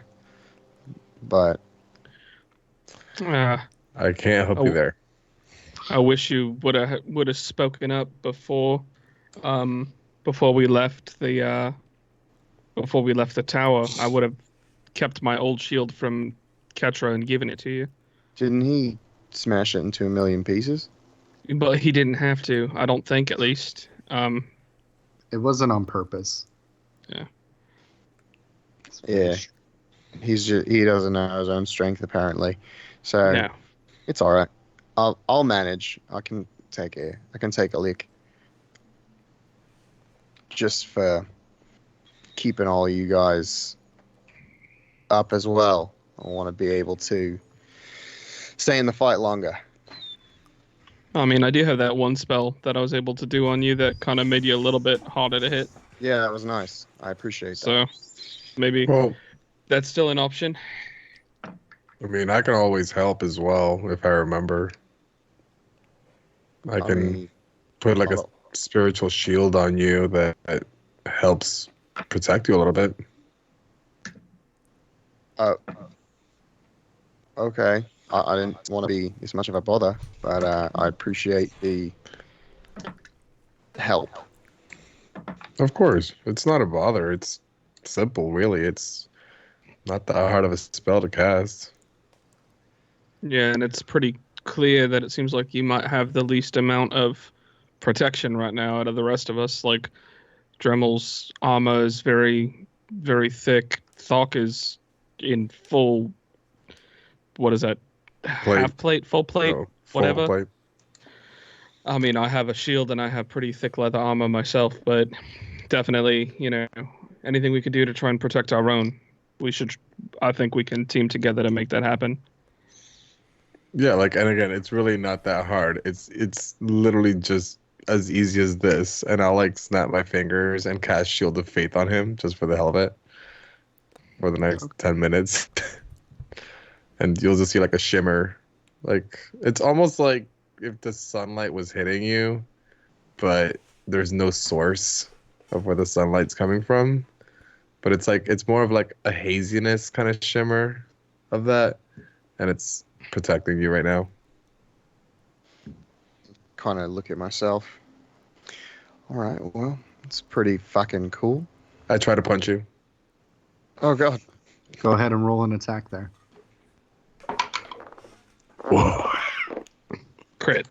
Just in case you... Don't play. That is unarmed. Yeah. 25. Yeah, that's gonna hit. Yeah, go ahead. And it's a flat strength. 5. It's Okay. a strength +1. I don't know. Why is it 5 for me? Because it's your strength. It's your strength modifier. Gotcha. So you just get decked right. Are you going for the face? You're going for the chest? Where are you going? Oh yeah, I was going for the face. I thought Shield of Faith was gonna work, but You get punched right and just clocked in the nose as your head immediately just jerks up as you reach for your almost very fucked up nose. ooh, my bad. Damn. I thought that was Fuck. yeah, I What the fuck? I'm sorry. I thought the spell was it's a little bit more protective. Here, let me fix that. And I'll cast Cure Wounds on it. I mean, it's gonna heal you to full because of all of my life clericness, but Can you feel the pop my blood nose that was back to face. going into your nose as it slowly clears up? As you snap your nose back into place. I mean, it's been a long time since someone in my own party's punched me in the face. so used to being punched in the face. Who punched me in the face? Dremel. I did. Yeah, don't you remember? You No. just did it 2 seconds ago. What? No, that wasn't. I watched you do it. Oh, someone's messing with your memory, man. That wasn't me. Yeah, it sounds You like you're messing with gaslighting my Troy. memory. Don't gaslight me. And I pick up some dirt or just whatever's next to me, and I just throw it at him. Go ahead and roll an attack at Thokk. I mean, it's like dirt and stuff. Dirt attack. Sand attack. Pocket sand. Pocket sand. That Improvised was weapon. 16. Oh, nah. No, but you do get smacked in the it kind of dissipates and you start getting particles of dirt in your eye. God damn it. Both of you. And then I punch Thokk in the face. Okay, go ahead and roll an attack at advantage. Tag team. Back again. Bash Brothers. Bash Brothers. Good. Natural 20. Oh, Jesus Christ. Okay, go ahead and give him your unarmed strike. Just double it. That's 12. So you get clocked right in the jaw as your balance is unwavered as you kind of stagger back a little bit. Alder, what you doing, bud?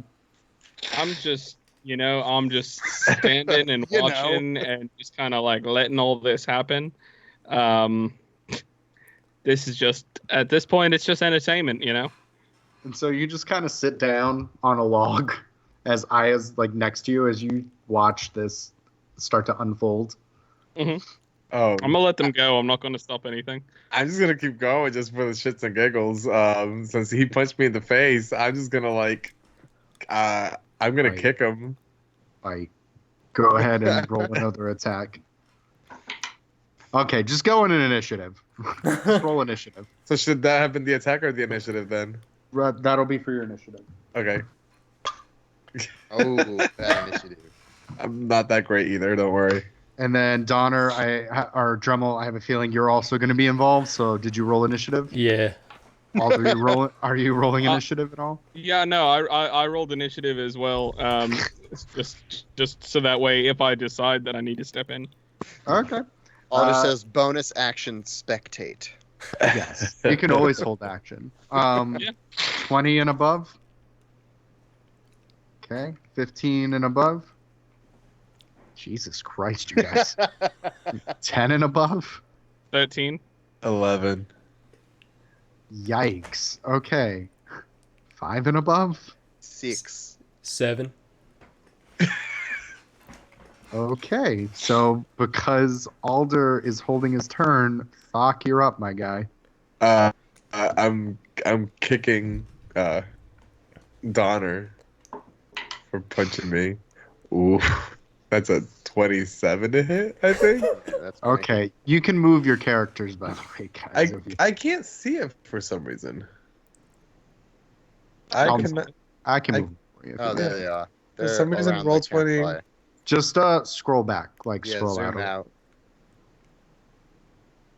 I'm like at 10%. Oh. Yeah, like my map is being weird. Is it the campsite? I can't see anything.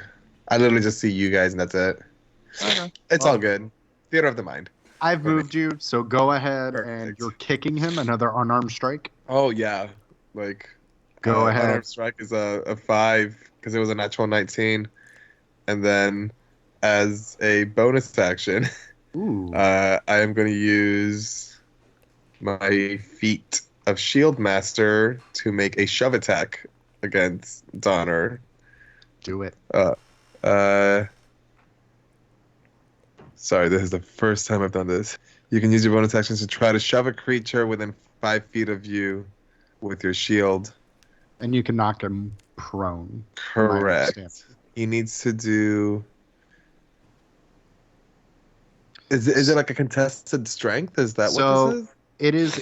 It's a strength. You make an athletics check, and that's either contested by their strength or dexterity. So Okay. I'm gonna have Donner to use his dexterity. Well, the target you get to choose. So Donner, do you choose to use dexterity or strength to see if you get knocked back or not? Strength. Okay. He ain't gonna fall. All I right. rolled a natural 3. So 11. Okay. What'd you I'm get? rolling a strength save. Just or an strength check. Athletics check. Athletics check. 19. So Thokk tries to shove you with his shoulder, and you're able to kind of sidestep and bypass it. Shrummel, it's your turn. Oh, wait. How much damage was that? 5? Yeah. All right. Sorry. Okay, good. How tall was Vindrin? Vindrin was about 4'1", 4'2". Okay, perfect. I can't. tiny. What? She was tiny. Yeah. All right. So then I cast Minor Illusion to create an image of Vindrin right here. Okay. And bonus action, I just go, "Oh, Vindrin, what are you doing here?" And try to get them to look. Okay, go ahead and roll a performance check there, big guy. 14. 14. What are your passive insights, guys? 19. So, Donner, you have the urge to look over. I'm going to give you control of this little Vindrin. I cannot move her. I haven't given you access yet. That would explain it. Roll 20 technical difficulties. No, not technical difficulties. I just wasn't expecting a Vindrin puppet. Okay, see if you can move her. Yep. Okay. So it is now Donner's turn. And Donner, you are a little inclined to look towards where Vindrin is.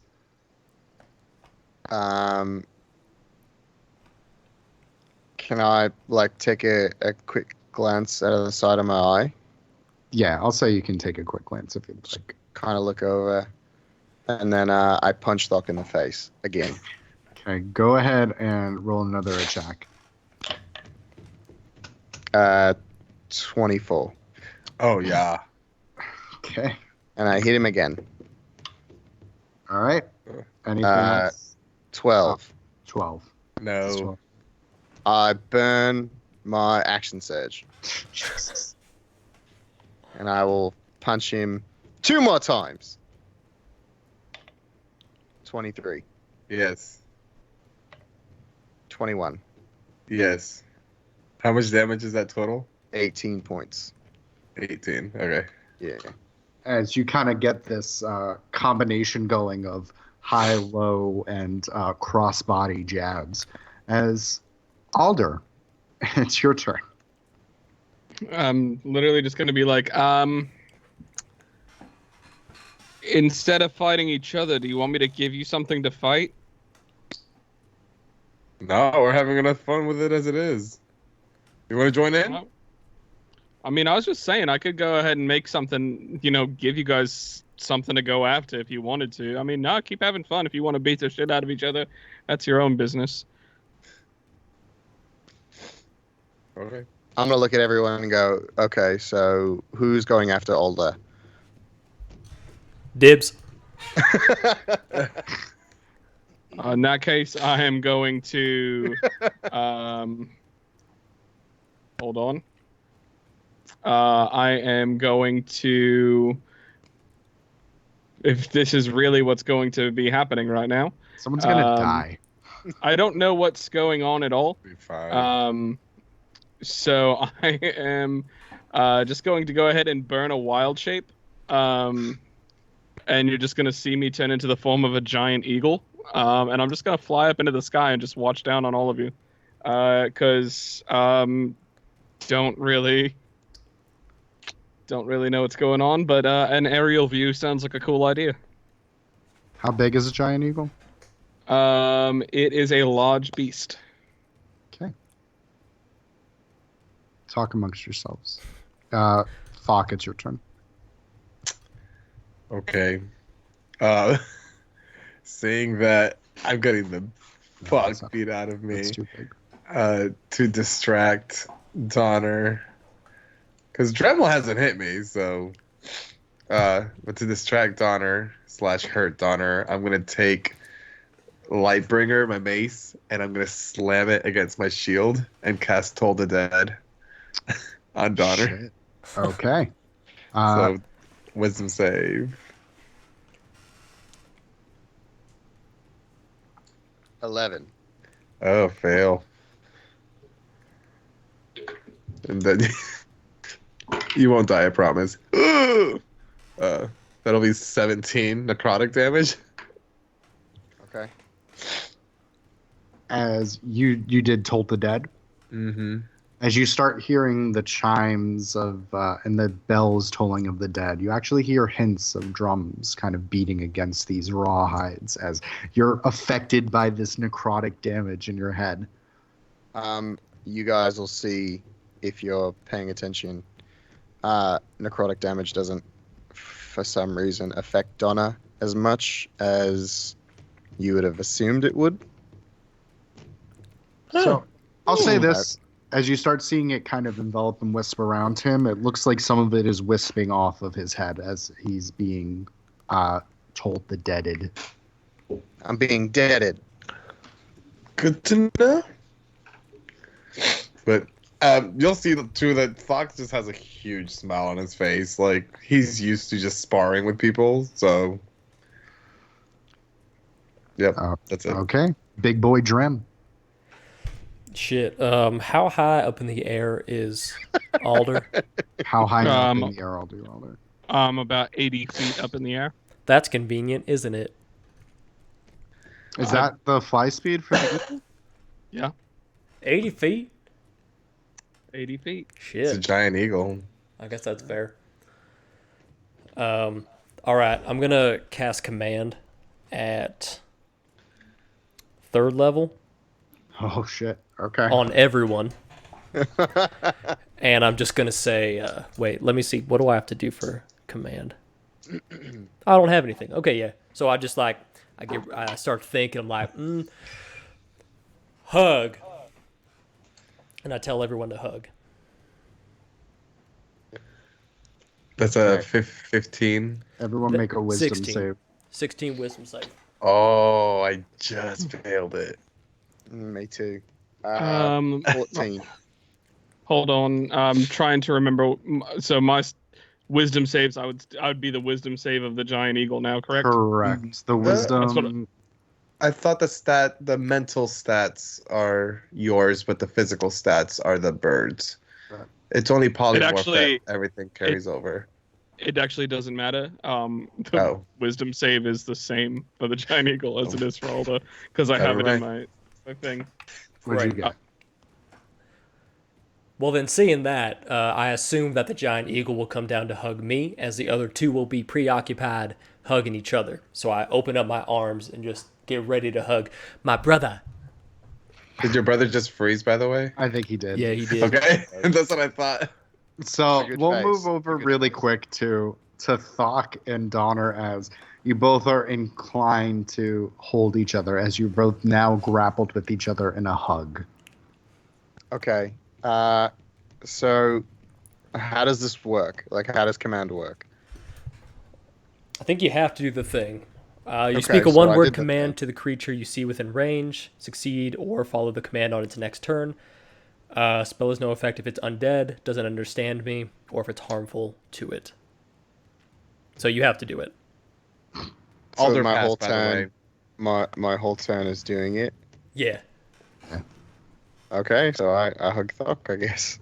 And I would say at the end of it, you can see if you can break. Well, it's a one issue command. It's one turn for everybody, I think. So on your next turn, you can let go.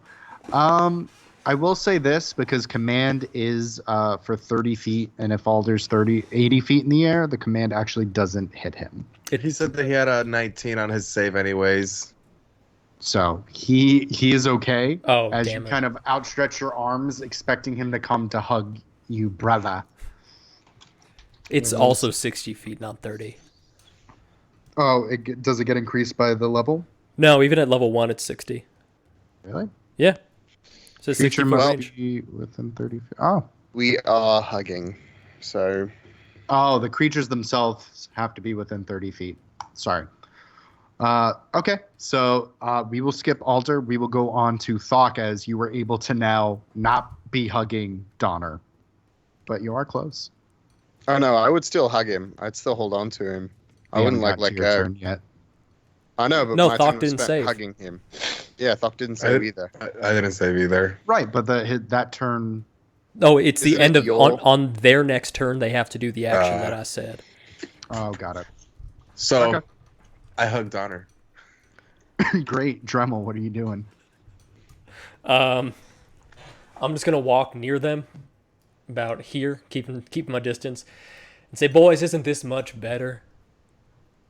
Make love, not war." I wasn't fighting for being mad. I was just having fun. I can see you're having fun. I Getting mean, real an close eye to for an Donna. eye. What? Anything else, Drum? Nah. All right, Donner, what you doing? I'm going to let go of Thokk, and I'm going to punch the ground and cause earth tremor, one of my fighter spells, at 3rd level. Okay. So It what is a dex save of 13. All right. So what's the distance on it? Does it affect Dremel as well? No, it's just 10 feet. Okay. Go ahead and roll that save there, baby boy. Yeah, what you got, Thokk? Is this a... Sorry, It's a dex save. new stuff. Who dis? Is this a spell that's only affecting me? Yeah. Okay. Then that is a 9. Fail. You take 15 points of bludgeoning damage. And you are also knocked prone. And you're also knocked prone. And the ground area is difficult terrain. Ow. And I'll look at Dremel and I'll go, this is fun. Okay, Alder. Now that you're back, Yeah, I'm back. It's also your turn. What you doing, bud? Sorry about that. My power completely shut off at the house, and it just flicked off right back on, and I thought it was saved, and it wasn't. That's okay. So obviously I passed my save on his command. What I'll be doing is just kind of just flying a little bit more out this way, so that way I'm just like a little bit further away from the action. Okay. But still keeping an eye on it, just because I don't really know what's going on. So I'm just letting them boys be boys, and I don't want to get hit. So. Okay. Thokk, you are now up, but you are prone. Okay, seeing that he's not he doesn't seem like he's holding back. I'm You just have gonna no idea. that you are or that you're not. Exactly. I mean, I have a high insight, so I could have an idea. You could see he's kind of testing you a little bit. Okay. You're really Yeah. sparring. This time you're not pretend fighting to make sure orcs don't kill you. Maybe. Donna's got another. He's got other stuff that he can do, but he saw you use your shield, and he was like, "Okay, so I guess we're using spells, so let's do it." Look, I was just testing to make sure that Shield of Faith was working on you properly. And I was just doing an eye for an eye. We good. I'm not upset at you, Okay. Just checking. but if you want to fight, we can still fight. You sure you want me to fight? If you want to fight, I'll fight. it's up to you. Fight. Okay. Fight. Okay. I am going to cast Guardian of Faith Okay. right next to me. Okay. And Maybe a little you'll party. a large spectral guardian appears, so it's a large, I think, appears hovering for the duration for 8 hours, and it occupies an unoccupied space within range that you choose. The guardian occupies a space, and I'm like, it has it's pretty much a gleaming sword and a shield emblazed with the symbol of your deity, so a sun. Each creature that move to a space within 10 feet of the guardian for the first time on a turn has to succeed a dex save or take 20 radiant damage on a fail, half as much on a success. The guardian sticks around until it deals a total of 60 damage. So Okay. he'll be next to me. And that's it. Dex save of 14. DC is 17. That's a failure. So you take 20 radiant damage. You also And- see radiant damage does not affect Donna the way you would think it would. So you see, kind of similar to what the necrotic damage did. You see that this radiant damage kind of just licks and wicks off of Donner. He is affected by it, but he's not deeply. You don't see like the burns of the holy radiance of Pelor as it has done to your other sparring partners. Seeing this, I'm just gonna be like, huh, that's new. Have to ask you about that later. And that's it. Okay, Dremel, it's your turn, my guy. All right. Well, seeing this escalate, I'm just gonna say, fuck it. You clearly have not changed, and I'm gonna take a couple steps over here and sit on this rock and just watch him fight. And I'm gonna and I'm gonna say, I'm at least gonna make this more interesting. And I cast dancing lights, and I just have lights kind of spin around them in like a epic like. Okay, what I are you don't- doing with your Vindrin puppet? Vindrin just sits there until someone looks at it and realize it's up for a minute. So until someone looks at it and realizes it's fake, Okay. it's just there. Okay. And now you do have control of your spirit guardian there, Thokk. Donner, it's your turn. Right. So what I'm going to do is, how serious do I want to take this? Don't kill me. I am going to. I'm just going to throw another punch, and I'm going to follow it up with an uppercut. Okay. That is 19. I'm No, sorry, man. 22. 22. So Oh, 13 you plus fucker. 9. Sorry, Yeah. 22. And then the other one is a natural 20. Jesus. Oh, So that's 18 points of bludgeoning damage. As you're kind of cold cocked into the jaw and an uppercut right under the soft point of your jaw. cool. Cool. Alder, your turn. Seeing that Dremel has kind of just given up on this, I am going to fly down to the ground. Mhm. Kind of perch myself right there. If I recall correctly, because I haven't really wild shaped much, I can, as a bonus action, I'm going to end my wild shape and go back to being myself. Okay. And I'm just basically, of course, Dremel is not actually here right now. So I'm going to What are you going to say to Dremel when he gets back? basically turn to Dremel. Oh, here he is. Perfect timing. So Dremel, just to update you, I noticed that you've kind of given up on trying to intervene. So I too have calmed down. And I said, like, do we stop them? Because I think they're going to kill each other. Nah, they'll be fine. I mean, well, I guess as long as Thokk doesn't go down. That's my worry, is I'm pretty sure it looks like Donna's beating the shit out of Thokk right now. Yeah, but it's gonna look damn cool. I mean, you're not wrong about that. You're not wrong. I just don't know if we should get involved with anything. Nah. I'm just gonna keep watching. All right, I'll just watch too. I was gonna give them like some animals to fight or something, but I guess they'd just rather beat the shit out of each other. We're That's still in my combat, turn. right? Great. Yeah. All right. Yeah.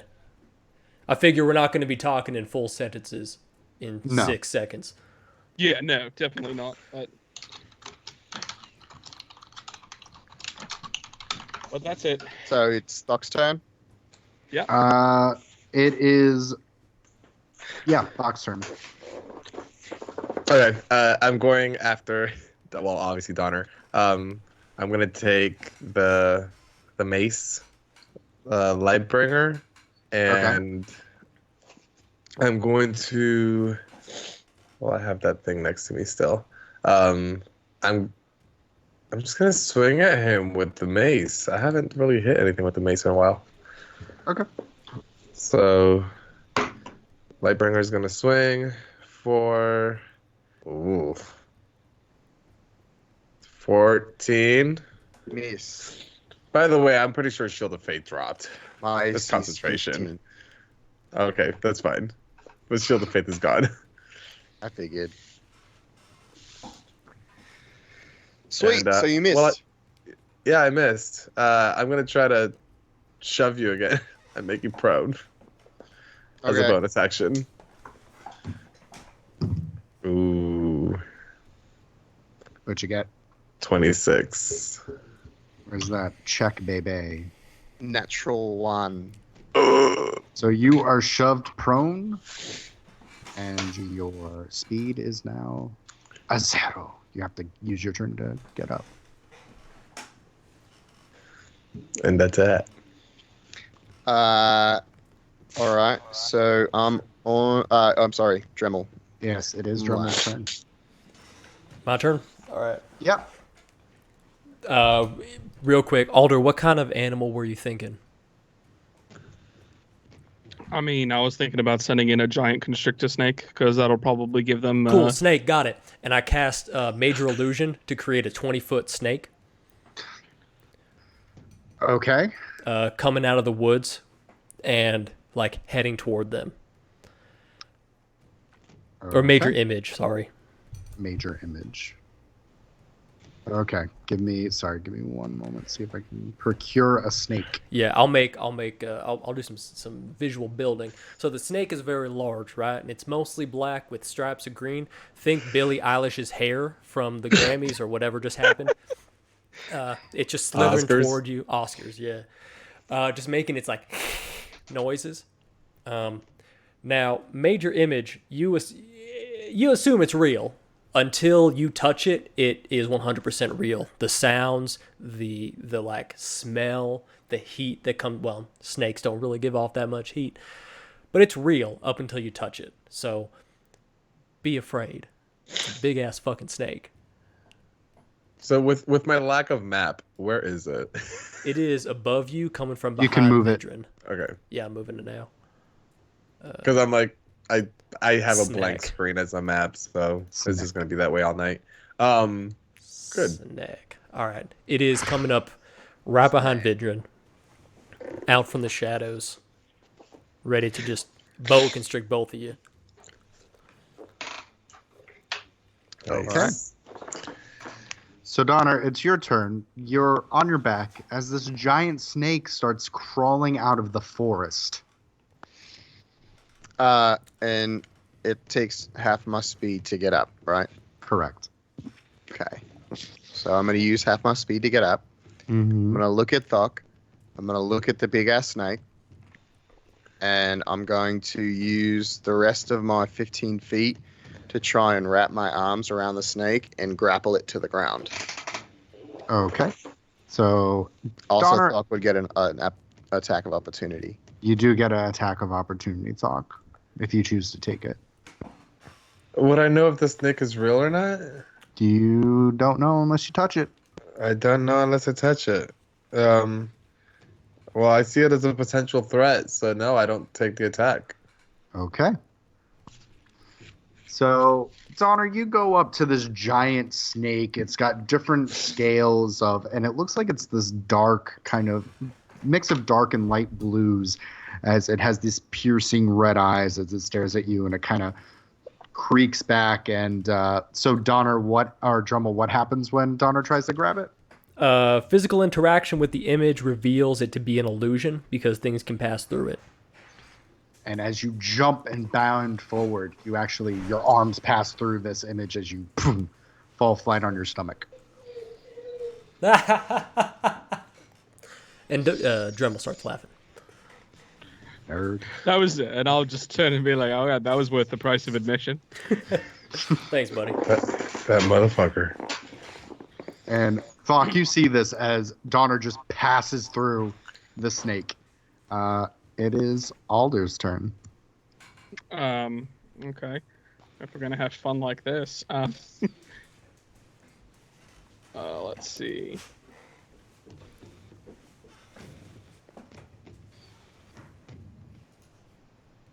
I don't really have anything else to do.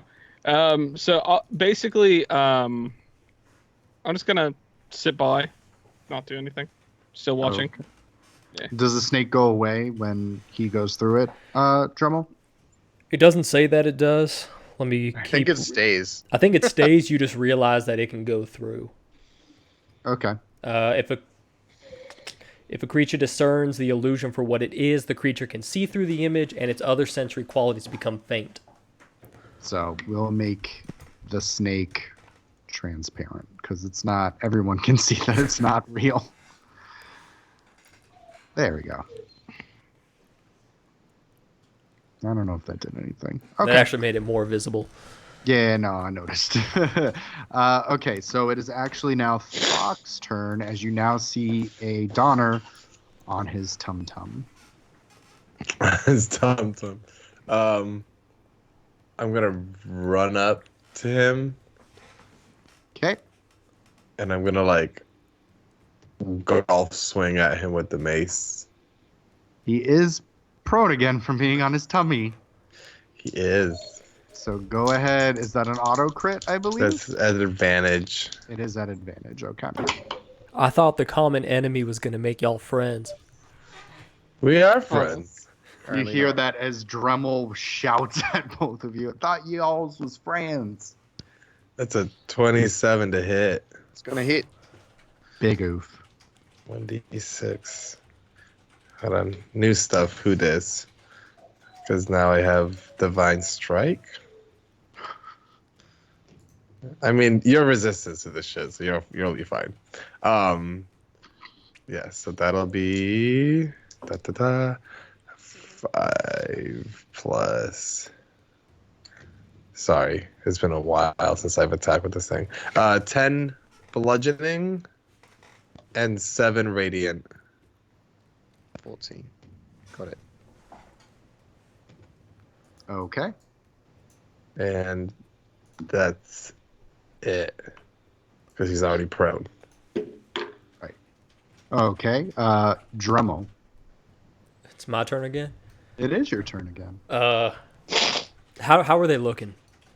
Thokk looks a little fucked up. Okay. I'm going to lean over to Alder and say, fuck, I think I fucked up. What do you mean?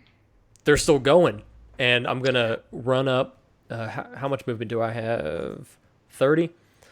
1, 2, 15. I'm going to cast Cure Wounds at second level. Nah, at first Not level. at the guy who just got golf swung at? Yeah, but you're looking fine. That's what DM said, right? That you know of. Thokk looks a little bit worse for wear than Donner does. But we both have been beating the hell out of each other. Yeah, true. Well, I'm just going to do... Yeah, I can't do two. Alder, can you heal? No, not currently. I didn't prepare that this morning. I mean, we'll be fine. We just take a long rest. What's the worst that could happen? Well, I guess that means we're I not just wanted traveling to keep today. it going. This is hella fun. Oh, we're keeping it going. I can't just go down to 0. Then... okay, so what I'm going to do, if you'll let me DM, can I Cure Wounds on Thokk and then have Vindrin turn and give Donner a pep talk? Like a rallying cry? What can Vindrin do? Well, I would just throw my voice. All she can do is just exist. You can attempt to throw your voice. Okay. So Can you have her minor illusion plus the major illusion? Can you have them both? Yeah. Have her Well, riding the snake.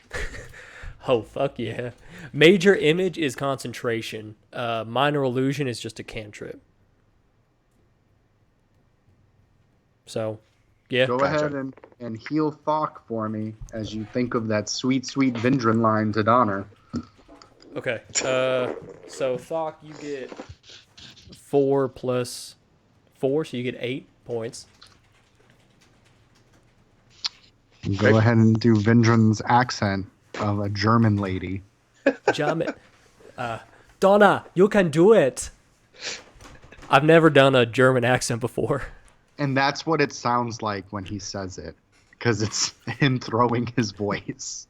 That's amazing. And then I also move back next to Alder. Do you have another 30 feet? I was only 15. Oh, it was 15. Oh, you're right. So, okay. Donner, you are on the ground as this Vindrin specter that's riding on top of the snake now is cheering you on as you are flat on your stomach. So I'm going to get up and say, okay, we see that that's how we're going to do things. And I'll pull out my longsword, the not rusty one. Okay. New longsword. Who did? I will choke up Okay. and take a swing at Thokk. That Okay. is not going to do anything. That's a 12. And you just telegraph the swing as Thokk, you kind of bash it to the side with your shields. Second attack. And that is cocked. That is a 19. Thokk. And I will Miss. use And my you see inspiration from Vindrin. Thokk. Oh, from the pie. Yep. That's a 23. Oh, hit. 23 will hit. Yeah. That was worth it. That's 16 points Okay. of slashing damage. As you slash into Thokk's chest. Okay. Oof. Oof. Alder. Oh boy. I guess we're not traveling for the rest of the day then, huh? And then I'll just go back to sitting and waiting. Okay.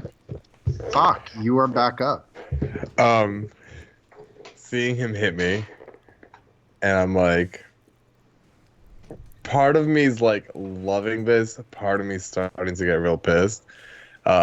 I'm gonna go after him with Okay. my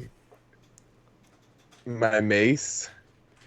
But I'm gonna get frustrated and throw the shield down Hell yeah. and two-hand the mace. Do it. So I'm gonna dual hand it. Okay. That'll be. Oh, that was so close. What is that? 16? It, 16 will hit. Wait. I might be wrong. Stand by, hold for show. Oh, this isn't Thokk. This is another character. Sorry. What? I was like, what is that? 8 plus 9, 17. Yeah. it's a hit. Yep. What's versatile again? It's a D8? Or 2D8? It should be a D8. Mm-hmm. Ugh, wolf. That is 2 radiant and 9 bludgeoning. So Okay. 10 overall. As you're Got it. smacked into the ribs with this mace. Okay, so if I get 2 attacks per action, can I do a like a weapon attack first and then a spell, or is it just Mhm. 2? No. No. But it's also Dremel's turn. Oh, I'm just okay. Oh, it's mine. Clarify. Yep. All right. How tall is this rock next to us? I mean, I'd say the rock's about like 5-6 feet. Perfect. Okay, I'm going to use my action to have the snake come over here. What's that? 5, 10, 15, 20. He's all in on the snake. Yeah, I'm all in on the snake. So Okay. the snake is And then I'll actually... put Vitr- Let me turn him. No, Vindrin will stay there. I can't move both of them. Okay. So She's this- not riding on top of the snake? As No, part of because the illusion? I can't move minor illusion. Gotcha. So Vindrin's just going to stay there. So I'm going to move the snake so that the rock looks like part of the snake. Mm-hmm. And then I'm going to jump up onto the snake so it looks like I'm riding it. So cool. Yeah? Yeah, so that's it. And then I'll say, Alder, you can join. Okay. And that's the end of my turn. Oh, okay. Jesus Christ. Okay, Donner, you're up, bud. Seeing Thokk choke up on his mace, I'm gonna kind of just look at him and go, you're still okay, right? We're not. There's no negative emotions or. Oh yeah, I'm fine. Okay. I'm fine. Okay, just making sure. And I'll kind of like give him a smirk, and then I'm gonna try and hit him. Okay. That's a 27. Uh-huh. That's gonna hit, probably. Yeah. That's a 17. Okay. Is that gonna hit? Yeah. Oh no, hit? Yeah. Oh, you did both? No, only one of them hits. Okay. I thought that was damage. No, that's 12 points of damage. Okay. So you see Thokk go down, Mm-hmm. and his relentless endurance kicks in. And it pops him back up, and you kind of see Thokk, and he's a little punch drunk. You kind of see him kind of shaking as you kind of see these veins start to pop out a little bit from his shoulders and his neck. They start to get a little crimson, a little red, as he kind of. And Alder, you're up. Be like, have I ever seen anything like that happen where it seems like he was about to go down and just kind of kick right back up again? Have you fought a lot at Orcs? I mean, in the prison, yeah. I mean, you've seen it to where some Orcs will kind of drop a little bit and then they kind of muster this strength forward. This red rippling vein effect is not uncommon for what you've seen before. So I'm literally just gonna be like, guys, I think it's time to cool it. I think it's done. We're good. Should stop before you kill each other now, because I think it's really close. Okay. Yeah. Okay, bye. I just want to. I want to see if anyone responds. Does anyone respond? No. Okay, Thokk, what you doing, buddy? Keep going. In that case, if no one responds, and I say Dremel, I go to Dremel, I'll be like, I bet you Donna wins. I'm not a fucking idiot. Worth a shot. Okay. So, what are you doing, Thokk? I have a question for you, so I'm gonna message you real quick. Oh, sure. Please hold. Sorry about that. Boo doo doo doo doo doo doo. This This random message messaging is to brought you by.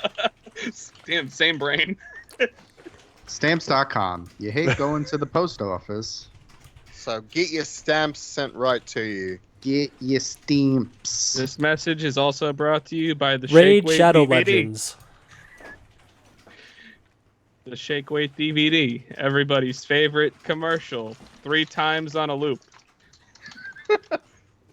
It could be yours for 3 payments of $5.99. Watched the commercial, and then I watched it again, and then I did a third thing.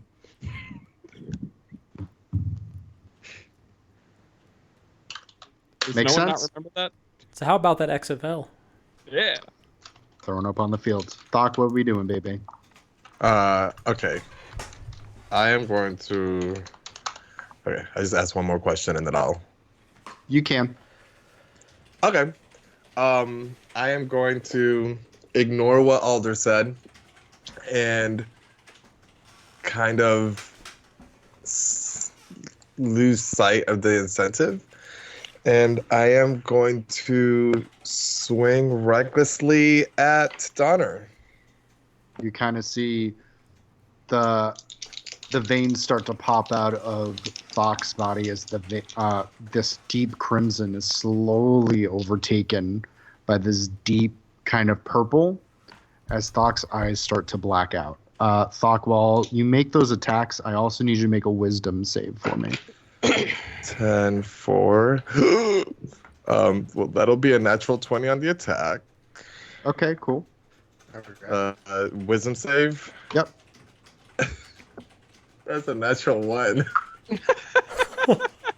Perfect. Okay, Cool. Go ahead and roll your crit damage, and I'm rolling on my own. How is this? It's two-handed, so it's a D8. So I double the die plus an additional die for savage attacker because of half orc. So 3d8. So this is the radiant one. Okay. So that'll be 6, 7, 8, 9, 10, 11, 12, 13, 14, 15, 16 bludgeoning and 5 radiant. Okay. So And- 90. As he smacks you in the stomach, Donner, you also take 22 points of psychic damage. Okay. As you kind of feel, and in your head you hear this boom, boom, boom, this beating of drums. I Tremble. after getting. Oh, sorry. I keep It's okay. forgetting. It's all right. That's why I'm here. Oh, it's my turn. I'm basically reffing today. Yeah, it's your turn, Jen. Shit. Do I still have those edible mushrooms from before, right? You didn't find any edible, like Yeah, I found 3. psychedelic. No, Psychedelic. no, edible. Oh yes, you found some mushroom treats. Yeah, all right. Then They're I'm like just button mushrooms. yeah, I'm Button just gonna carrots. reach into those and just start eating and say, Alder, you hungry?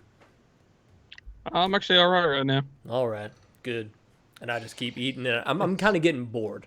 Like I get it. I know they're fighting. They're both big, strong men, and I'm just gonna chill out. Donner. So after the psychic damage, you just see this kind of really big, bright flash of blue right behind Donna, and it kind of blinds you for a second, and you're not really sure if you saw that or not. Yeah, it was bright and it was fast, so you're not sure if it was a trick or And you something hear or other. a slight crackling as you're met with this. And with that psychic damage, Donna felt that one a lot, and is just going to kind of look at Thokk and see his eyes roll back and kind of recognize that from last night, and he's going to try and put him to sleep. I'm going to hit him, but non-lethal. Okay. Go ahead and roll an attack. Oh, with advantage because I went reckless. Yes, you did. That's a 21. Mm-hmm. With advantage, it's a 26. Now, are you using the sword or are you using your fist? The fist, I'm going punching. And the second one's a 28. So you take You don't 12 need it. points of damage. Yeah, reckless just brings him back up to 1. So you kind of just clock him right in the face, and you see the veins immediately just go back down as the color returns back to his eyes as Thokk kind of hits down. As soon as he hits the ground, I'm gonna put my hand on him, and you guys will see radiant energy kind of flow out of my hand, and Thokk is gonna get 10 hit points. So, yeah. And Thokk, you immediately come back up. Wow, Donner won. What a shock. That was a Tremel says unimpressed. Did I win? Yeah, you won something. It was a race to getting knocked out, right? I think that's fair to say. You have a mean right hook, man. Oh, Hey, you've got to mean everything else. So trust me, I can punch as long as it's not gonna keep having to happen with you. But I appreciate that. That was it's been a long time since I've had like a good fair scrap, and I'll kind of help him up off the ground. I'll as he's helping me up, like I'm just like I'm trying to recollect the last like few seconds of the fight and not really like remember them 100%. You remember dropping, and you remember your vision was a little hazy as you stood back up, and then you blacked out again and were immediately just looking at the sky with Donner's hand on your chest. Okay. But yeah, here. Thank you, and I'm just gonna go ahead and cast Mass Cure Wounds on anybody who's hurt, just cause, and I'll do the math on that if you want to keep going. Okay. So as it kind of dies down, I mean the interaction took a little bit of time, but it's still fairly, late in the afternoon. I'm guessing you all are going to settle down now. I think that's probably the case. Okay. And before we end tonight and go to have our long rest, anything we are particularly wanting to do on the end of our second day of travel? That's 27 hit points, by the way. Yay! Yeah. I would just be searching for more holly berries around the campsite before we go to bed, and then obviously take a look for any other food that we could use. Okay. Roll an investigation check for that. Okay. 12. 12. You find a few holly berries. I'll say you have less than a handful that you're able to procure. Hey, at least I got some. Yay. Probably like 8 to 9 holly berries. That's fine. They're not for eating. Okay. Drem, what you doing before you go night-night? I'll just be hanging by the fire, kind of working on my dancing lights, trying to make it as close to a real fire as possible. Mm-hmm. Is everyone around there? I would say everyone's within the vicinity, unless otherwise noted. Okay, then yeah, I'm just hanging out. If they want to talk, I'll talk. Otherwise, I'm chilling. Thokk, Donner, what are you guys doing? Yeah, I'm bandaging myself up with what hasn't been healed by the spell and kind of just chilling. You have the splitting headache but you have the smile across your face as it's been a while since you've gotten to a legitimate scrap, let alone with anyone that you would consider an ally, to test their limit and see someone genuinely test your own. That was worth it. And I'll kind of lean over to Thokk and smile and say, "All right, next time I won't hold back. Promise." Next time I won't either. Perfect.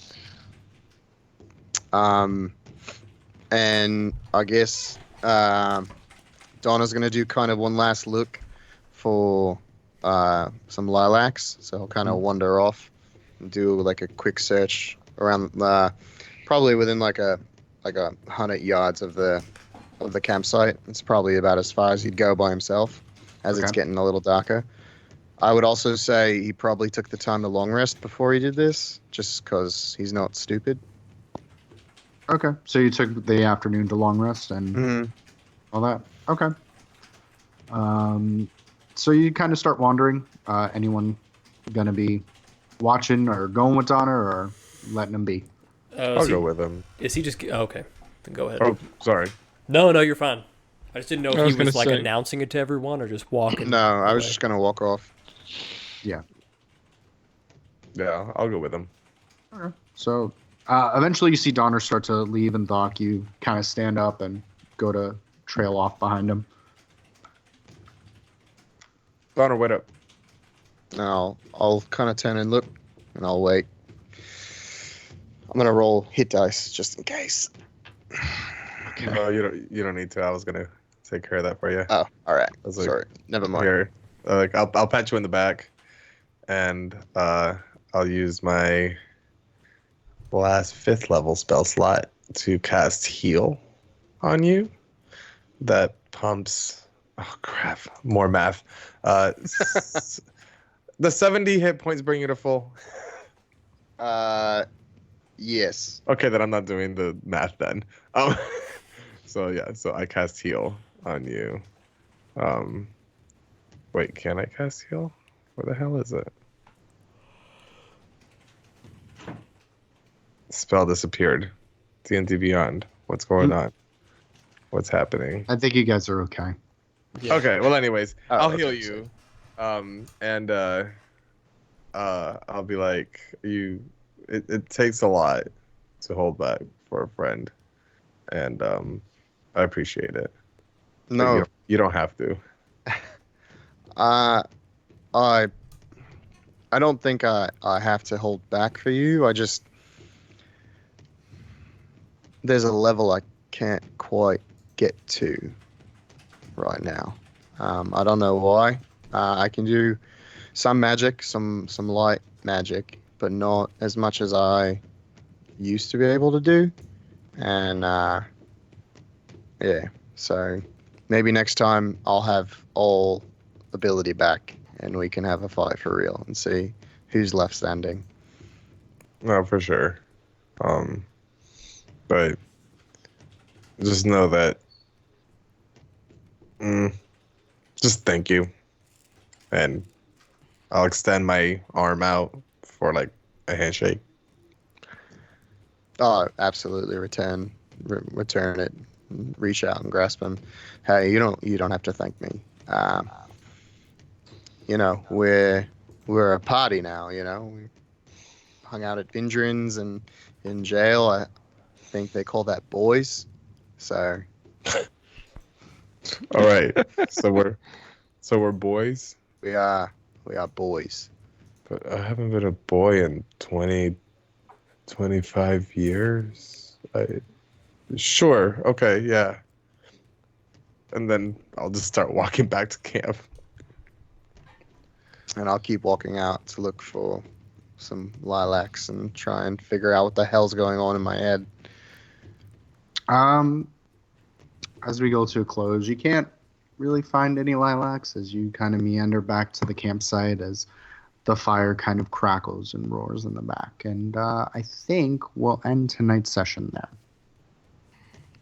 Woot, woot. Cool. I got my ass kicked. Someone That was Yeah, a you good did. I didn't expect it to devolve into mass chaos like that. No. That was pretty cool. Yeah. Yeah, no one thought that was going to happen. He said Hey, you know what? sarcastically. Fucking animals. This is what happens when we don't have to save the world yet. Yeah, you get to Chaos beat the and shit out of each other. Squabbles.